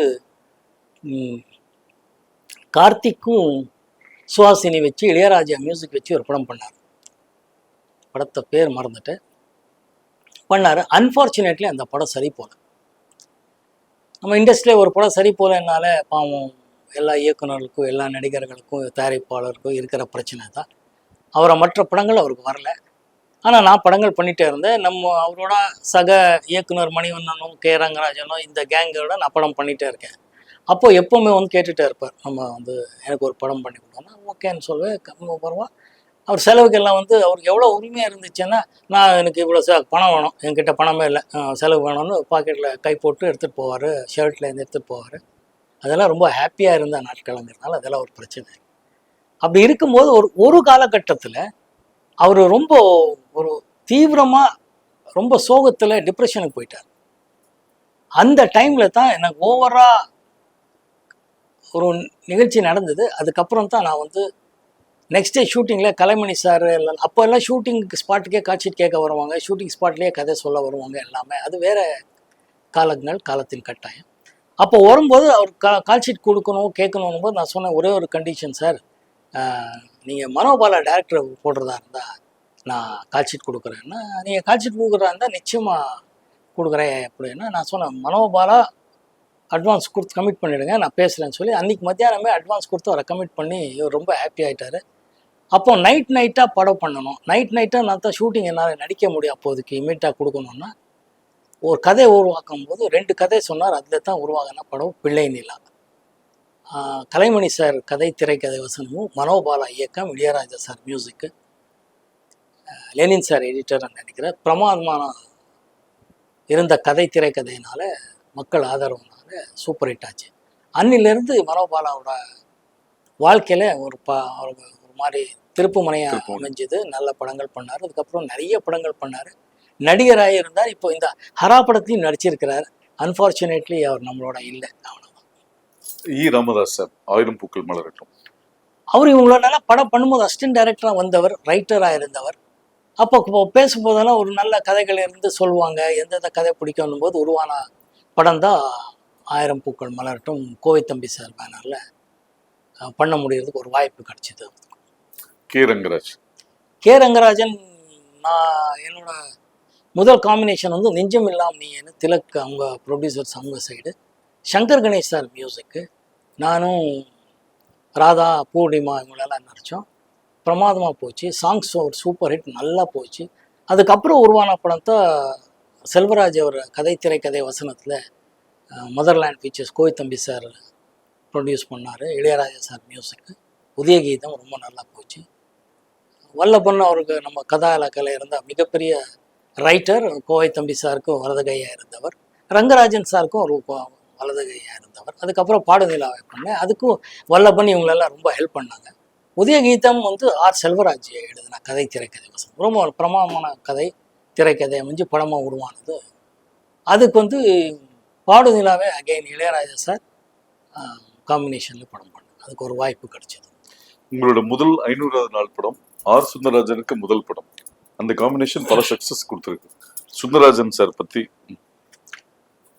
ஆர் சுந்தரராஜன் சார் வந்து ஒரு சூப்பர் ஃபீல் பண்ணக்கூடிய ஒரு ரைட்டர், டைரக்டர். அவர் வந்து இப்போ என்ன யோசிக்கிறாருங்கிறத விட ஒரு மென்மையாக எவ்வளோ விஷயத்தை எவ்வளோ சுருக்கமாக சொல்லக்கூடிய திறமைசாலி. அவர் எவ்வளோ சுருக்கமானா ஒரு சீன்லேயே 2 சீன்லேயே கதையோட கருவை அப்படியே கரெக்டாக சொல்லக்கூடிய, இல்லை கனெக்ட் பண்ணக்கூடிய ஒரு திறமைசாலி. அண்ட் எக்ஸ்ட்ரானரி மியூசிக் சென்ஸ் இருக்குது அவர்கிட்ட. இளையராஜா சார் அவர் காம்பினேஷனில் அவ்வளோ சூப்பர் ஹிட் பாடல்கள் கொடுத்துருக்காரு. தேவா சாரோடவும் காம்பினேஷனில் சூப்பர் ஹிட் பாடல்கள் கொடுத்துருக்காரு. பயணங்கள் முடியுது இல்லை, முதல்ல வந்து என்கிட்ட கதை சொல்லி பண்ணும்போது இளையராஜா சார் மியூசிக் முன்னாடியே அவர் வந்து என்கிட்ட கதை சொன்னார். நான் ரொம்ப கிளிஞ்சல்கள் படம் அப்போ நான் நடிச்சிட்டு இருந்தேன். அதுக்கப்புறம் நான் நடிக்கிறதா இருக்குது. அப்புறமா வந்து அவர் இளையராஜா சார் மியூசிக் எல்லாம் பண்ணதுக்கப்புறம் பார்த்தா எனக்கு பதிலாக வேற நடிக்கிறார், வேற ஆள் நடிக்கிறாரு, வேற ஒரு நடிகர் நடிக்கிறாரு, வேற புது பையன் நடிக்கிறாரு, நிறைய ஆப்ஷன்ஸ் வந்துட்டுருக்குன்னு எனக்கு தகவல் கொடுப்பாங்க. நான் ஆண்டவனோட செயலுங்கிறதுல இருப்பேன். அப்புறம் பார்த்தா என்னையே நடிக்க கூப்பிட்டாங்க. அது எனக்கு வந்த பெரிய வாய்ப்பு, எக்ஸ்ட்ரானரி. அதுக்கப்புறம் தான் நான் கேள்விப்பட்டது, எனக்கு தெரியாது, சுதாகர் நடித்து கேலி சித்திரங்கள்ங்கிற படம் வந்து கதை திரைக்கதை வசனம் ஆர் சுந்தரராஜன் அவர்கள், இதே கதை பாலுங்கிறவர் இயக்க வேண்டிய ஒரு படம். அன்ஃபார்ச்சுனேட்லி படம் நின்று போய் ஏதோ பிரச்சனையால் நின்று போச்சுன்னாங்க. அதுக்கப்புறம் இவரே எழுதி கொஞ்சம் கரெக்ட் பண்ணி இந்த படத்தை நானே டைரக்ட் பண்ணுறேன்னு சொல்லும்போது கோவை தம்பி, அரங்கநாயகம் சார் இவங்களெல்லாம் சேர்ந்து படம் ப்ரொடியூஸ் பண்ணாங்கன்னுட்டு. எக்ஸ்ட்ரானரி ஃபிலிம் அது. இன்றைக்கி பார்த்தாலும் அவ்வளோ ஃப்ரெஷ்ஷாக இருக்கும். ஒரு மிடில் கிளாஸ் பசங்களோட கதைகள், அங்கே அவங்களுக்குள்ளே நடக்கிற ஒரு லவ் மேட்டர் ஆகட்டும், அதுக்கப்புறம் அந்த எமோஷன் எப்படி கொண்டு போகிறதுங்கிறதெல்லாம் சூப்பராக பண்ணியிருக்காரு. அவர் எல்லா கதையும் எல்லா படங்களும் அப்படி தான் ஒரு மென்மையாக எப்படி கரெக்டாக சொல்லி ஆடியன்ஸை ரீச் பண்ண வைக்கிறோங்கிறது கோல் அடித்த டைரக்டர் ஆர் சுந்தரராஜன் அவர்கள். சார் 82 ஜனவரி 26 வாழ்வே மாயம், பிப்ரவரி 26 82 பயணங்கள் முடிவதில்லை. 2 படத்துலையுமே ஹீரோவுக்கு கேன்சர், 2 படத்துலையும் எல்லா பாட்டுமே ஹிட்டு. இது எப்படி நீங்கள் பார்த்தீங்க? 2 ஹீரோங்களுக்கு படத்தில் கேன்சர், பட் 2 ப்ரொடியூசர்ஸும் ஹாப்பி, மக்களும் ஹாப்பி. இல்லை நம்ம வரும்போதே மிகப்பெரிய பேனராக இருந்தால் கே பாலாஜி சார், லெஜெண்டரி உலகநாயகன் கமல் சாரும், ஸ்ரீதேவி, ஸ்ரீபிரியா இவங்க காம்பினேஷனில் வாழ்வே மாயம். அஃப்கோர்ஸ் கங்கைபுரம் சார் மியூசிக்னு நினைக்கிறதுக்கு. ஆனால் எல்லா பாடல்களும் ஹிட்டு. அது அவர் வழக்கமாக ரிலீஸ் பண்ணக்கூடிய டேட்ல அவர் தான் ரிலீஸ் பண்ணணும், கே பாலாஜி சார். அந்த மாதிரி ஜனவரி 26 பண்ணார். எங்களுக்கு ஒரு 4 வீக்ஸ்க்கு அப்புறம் ரிலீஸ் பண்ணக்கூடிய ஒரு வாய்ப்பு வந்தது. ரிலீஸ் பண்ணோம். அந்த படமும் ஹிட்டு, இந்த படமும் சூப்பர் ஹிட்டு. அது மக்கள் ஆதரவு தான். அதுலேயும் பாடல்கள் ஹிட்டு, இதுலேயும் பாடல்கள் ஹிட்டு. இதுலேயும் சீன்ஸ் எல்லாரும் ரசித்தாங்க, அதுலேயும் ரசித்தாங்க. ஹீரோவுக்கு ஒரு கேன்சருங்கிறது தவிர மீதி எல்லாமே வித்தியாசமாக வேறு வேறு சீன்ஸு. மக்கள் அதனால தான் ரசித்தாங்கன்னு நான் நினைக்கிறேன். எக்ஸ்ட்ரானரி ஃபிலிம்ஸ் 2மே பெரிய டெக்னிக்கல் லெவலில், ப்ரொடக்ஷன் குவாலிட்டியாக பெரிய லெவலில் வாழ்வே மாயம் இருந்துச்சு. இது எவ்வளோ தேவையோ அவ்வளோ கரெக்டாக ஆர் சுந்தரராஜன் அவர்கள் கரெக்டாக பண்ணி வச்சுருந்தார். கோவை தம்பி எவ்வளோ செலவோ அவ்வளோ கரெக்டாக பண்ணியிருந்தார். சார், அதாவது முதல் முறையாக எம்எஸ்வி சாரும் இளையராஜாவும் சேர்ந்து பண்ண படம், உங்கள் சக்ஸஸ் காம்பினேஷன் சுந்தரராஜன் நீங்கள், அது எப்படி அமைஞ்சது? அதுக்கு ஏவிஎம் சாருக்கு தான் நன்றி சொல்லணும். அவர் எம்எஸ்விக்காக ஒரு படம் பண்ணணும்னு சொல்லி, இளையராஜா சார் காம்பினேஷனில் படம் பண்ணலான்னு சொல்லி ஆர் சுந்தரராஜன் காம்பினேஷனில் எனக்கு வந்த ஒரு ப்ராஜெக்ட். நல்ல திறந்த கதவு. இன்றைக்கி வரைக்கும் எல்லாரும் அந்த படத்தை பற்றியும் சாங்ஸ் பற்றியும் சீன்ஸ் பற்றியும் பேசுகிறாங்க. அதுக்கு முழு காரணம் ஆர் சுந்தரராஜன் அவர்கள் தான். அந்த அவரோட இயக்கத்திலே இருக்கிற ஒரு ஸ்பெஷாலிட்டி அதுதான். He just comes out of the certain ideas and அதை வந்து எப்படி கொண்டு போய் ஆடியன்ஸ் கிட்ட சேர்க்கணுங்கிறது அவருக்கு தெரிஞ்ச ஒரு வித்தை. அது அந்த ஒரு extraordinary success. MSV Ilaiyaraaja sir பண்ண முதல் படத்தில், காம்பினேஷனில் பண்ண முதல் படத்தில் நான் இருக்கேங்கிறது எனக்கு ரொம்ப பெருமை, கர்வமாக இருக்கும். மணிவண்ணன் சார் கூட பல சக்சஸ்ஃபுல் அவர் கூட இந்த டிராவல். மணிவண்ணன் மாதிரி ஒரு டேலண்டட் டைரக்டரை அறிமுகப்படுத்துறதுக்கு எனக்கு ஒரு வாய்ப்பு கிடைச்சதுக்கு நான் இறைவனுக்கு தான் நன்றி சொல்லணும். அவர் இதே தான் பாரதி ராஜா சார் படத்தில் இருந்து ஒர்க் பண்ணி அவர் இண்டிபெண்டன்ட் டைரக்டர் ஆகணும் போது இதே பாம் குரூப் வந்து மீட் பண்ணுற பழக்கங்கள்னு சொன்னேன். நான் நடிகராகவும் இவங்களெல்லாம் பட்டிங் டைரக்டர்ஸாக வந்து மீட் பண்ணுற ஒரு இடமா இருந்துச்சு. அப்போ அவருக்கு இருக்கின்ற ஒரு ஷார்ப்னஸ், ஒரு டயலாக் சொல்கிறதாகட்டும், ஒரு பசியில் ஒரு சீன் சொல்கிறதாகட்டும், சீனை மாற்றி சொல்கிறதாகட்டும், எல்லாமே மணிவண்ணன் கட்டிக்காரன். அதில் ரொம்ப பெருமைப்படுற அளவுக்கு இருக்கும், ஷாக்கிங்காக இருக்கும். அவர் சொல்கிற சீன்ஸ் ஆகட்டும், எப்படி கரெக்டாக பண்ணுறாரு, பேசுகிறாருங்க. ஸோ அவர் படத்தில் அவருக்கு வந்து கலைமணி சார் வந்து ஒரு படம் பண்ணலான்னும் போது, இந்த காம்பினேஷனில் பண்ணலான்னும் போது மிகப்பெரிய வெற்றி கிடைக்கிறதுக்கு காரணமாக இருந்துச்சு. அதான் கோபுரங்கள் சாய்வு. அதுக்கப்புறம் பல படங்கள் பண்ணியிருக்கேன்.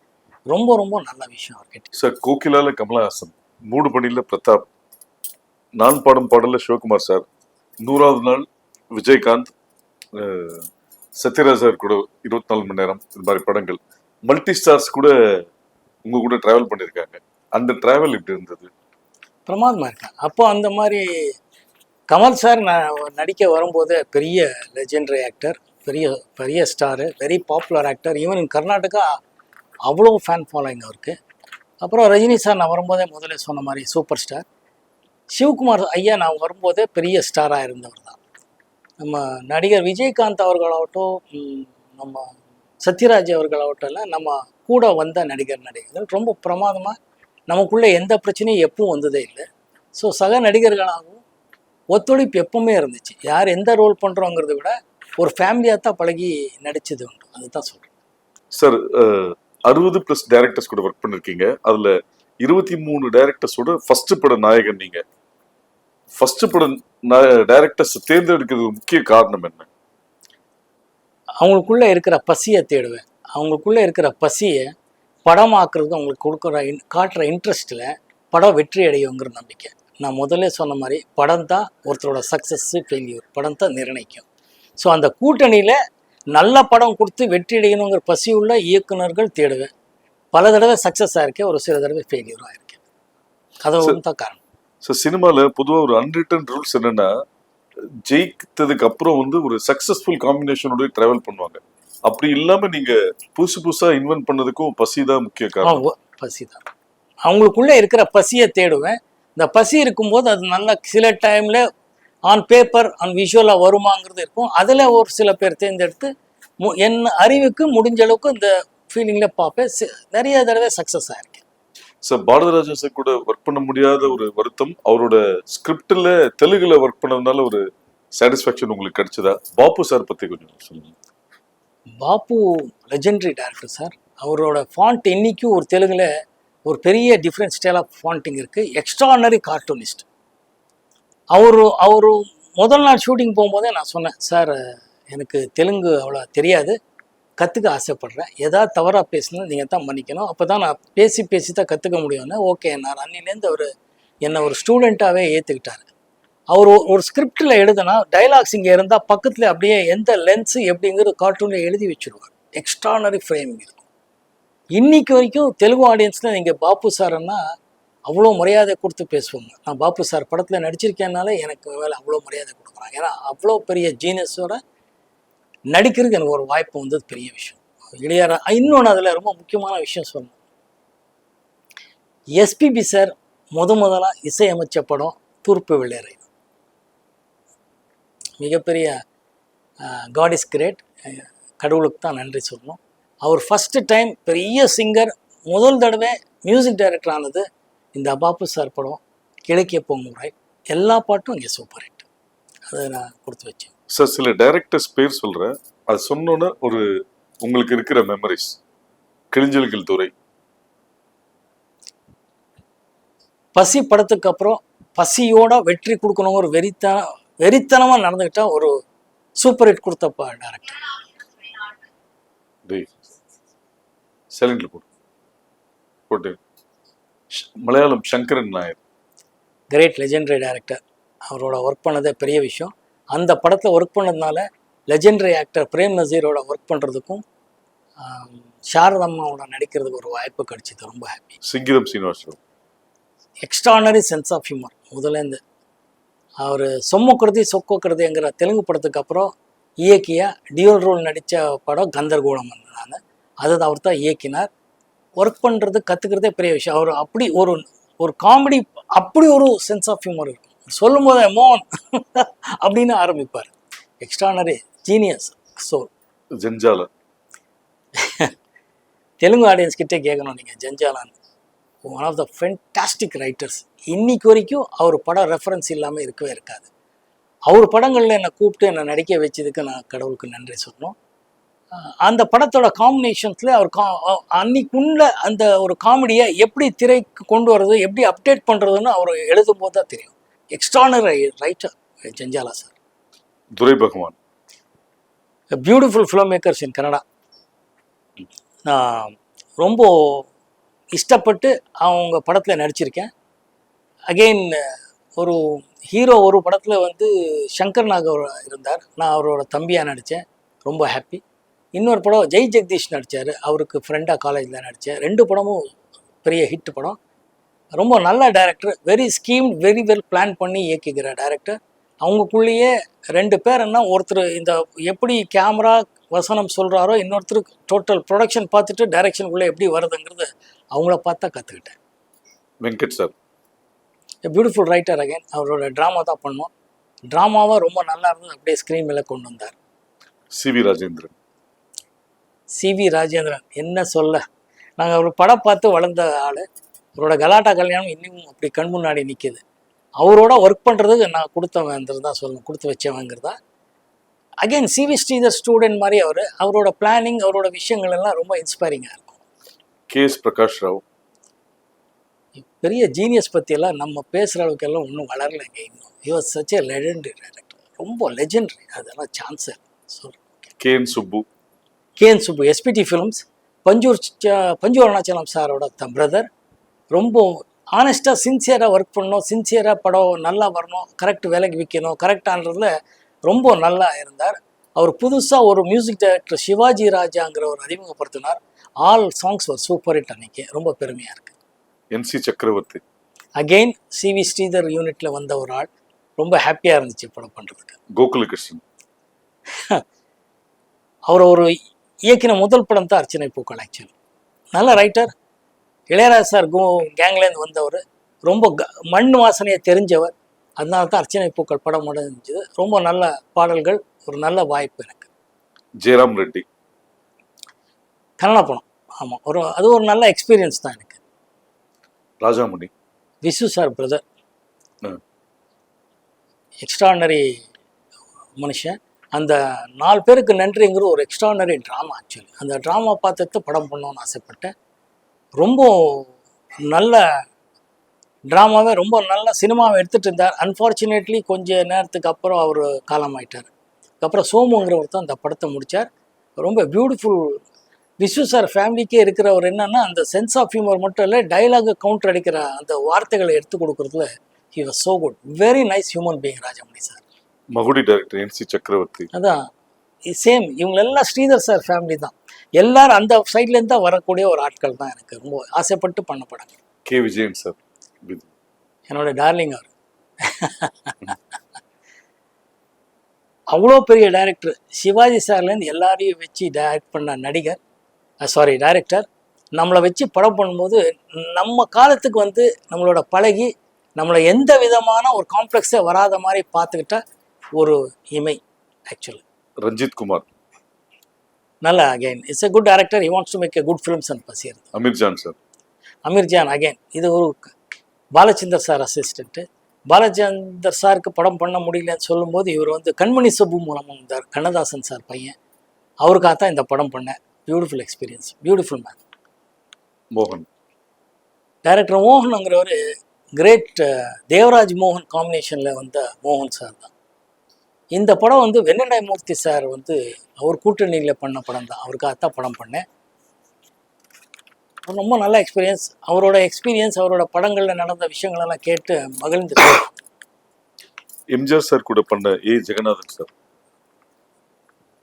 அவர் ரொம்ப எப்பவுமே எம்ஜிஆர் சார் கொடுத்த வாட்ச்னு அந்த வாட்ச் காட்டிகிட்டே இருப்பார். ரொம்ப பங்க்சுவலாக இருப்பார், ரொம்ப டிசிப்ளினாக இருந்த ஒரு டைரக்டர்.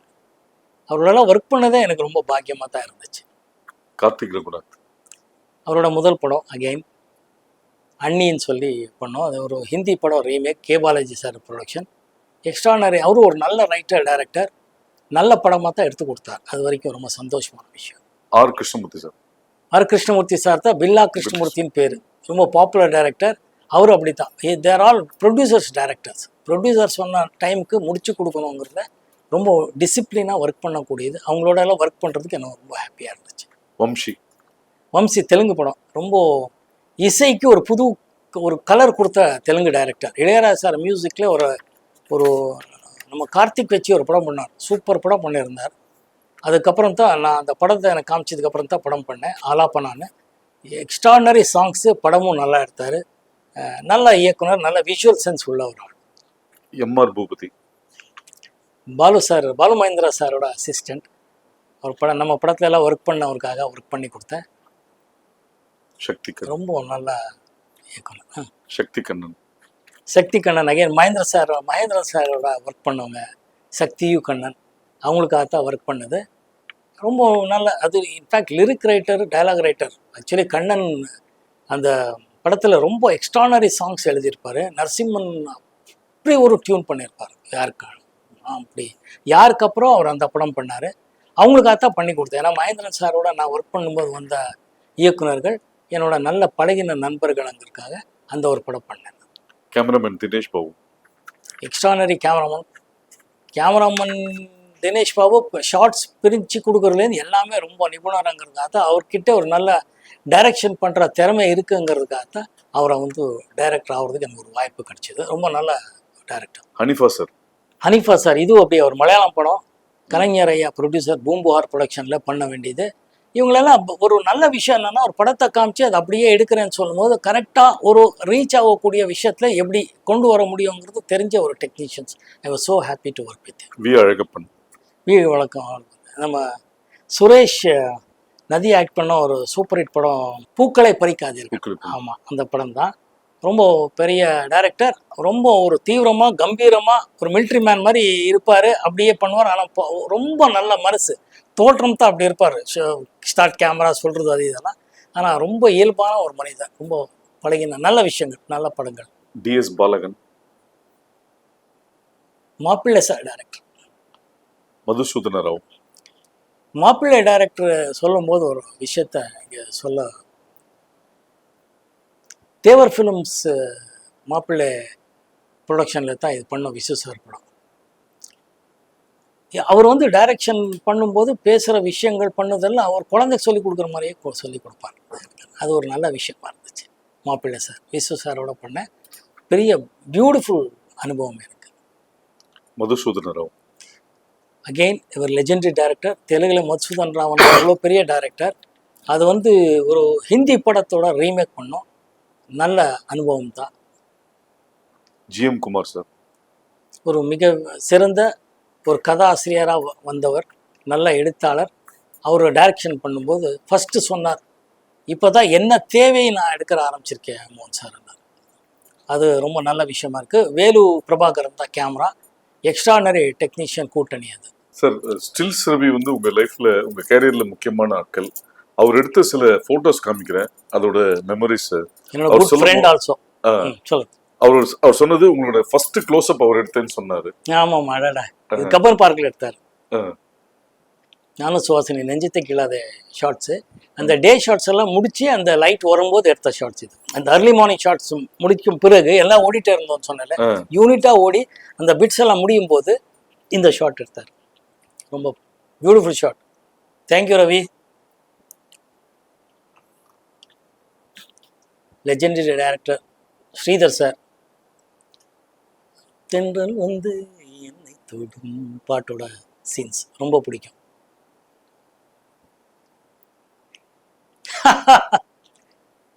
மணிவண்ணன், நான் Silk Smitha. She is a very sweet girl. எப்படி நடிக்கிறதுக்கு ஒரு ஏதோ போஸ்க்கு ஸ்டில் ரவி சொன்னதுனால அவர் நடிக்க வந்து நின்றுட்டார் அங்கே. மணி என்னோட ஃப்ரெண்ட், நண்பன், இப்போ இல்லை. This one of the beautiful stills. அப்போலேருந்து இப்போ வரைக்கும் பேசிட்டு ஸ்டில். நானும் சுமலதா அவர்கள், நானும் இவங்க ஒரு படம் நடிக்கிற வேண்டியது இருந்துச்சு. அன்ஃபார்ச்சுனேட்லி அந்த படம் மெட்ரலைஸ் ஆகலை. It was a beautiful still. அந்த சீசன்லேருந்து இந்த சீசன் வரைக்கும் பாருங்கள், அவ்வளோ ஒரு ஃப்ரெஷ்ஷாக இருக்கிற ஸ்டில். மெரினா பீச்சில் எடுத்த shots. One of the finest still photographer. Manobala இயக்கிய நான் உங்கள் ரசிகன், நெகட்டிவ் ரோல் பண்ணேன். ஒரு பிரமாதமான ஃபீலிங், ஒரு எக்ஸ்பீரியன்ஸ். அது ஒரு ரசிகனா என்னென்னலாம் பிரச்சனைகள் வரும் எப்படிங்கிறது அந்த படத்தை காமிச்சிருப்பாங்க. Beautiful scene. தேங்க்யூ. எப்படி கண்டுபிடிச்சிங்க இந்த வேர்ட்ஸ் எல்லாம்? ஸ்டில்ஸ் ரவிட்ட வாங்கணும் சார். ஓகே. ராதாவும் நீங்களும். இது எஸ்பிடி ஃபிலிம்ஸ். காற்றுக்கு என்ன வேலி, சிவாஜி ராஜா சார் மியூசிக்கு, எஸ்பிடி சுப்பு அவர்கள் டைரக்ஷனில் எடுத்த படம். சூப்பர்.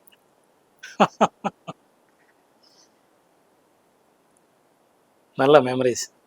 தேங்க்யூ. லாஸ்ட். ஓ, அன்னைக்கு இது ஒரு பெரிய லெவலில் பேசப்பட்ட ஒரு ஸ்டில். நெஞ்சத்தை கீழாத ஒரு ஃபோட்டோ ஷூட் பண்ணோம். அப்போ பிரதாப்பும் நானும் ஹாசினியும். It's a beautiful triangle love story. நம்ம ஸ்டில்ஸ் ரவி அவரோட அந்த லைட்டிங் ஸ்கில் ஆகட்டும், ஃபோட்டோகிராஃபி, அவரோட ஐ இருக்க எக்ஸ்ட்ரானரிங்கிற இந்த ஸ்டில்லையும் தெரியும் பாருங்கள். அவ்வளோ ஃப்ரெஷ்ஷாக இருக்குது, இன்றைக்கி வரைக்கும் நல்லா இருக்குது. It bring back so much beautiful memories. Thank you.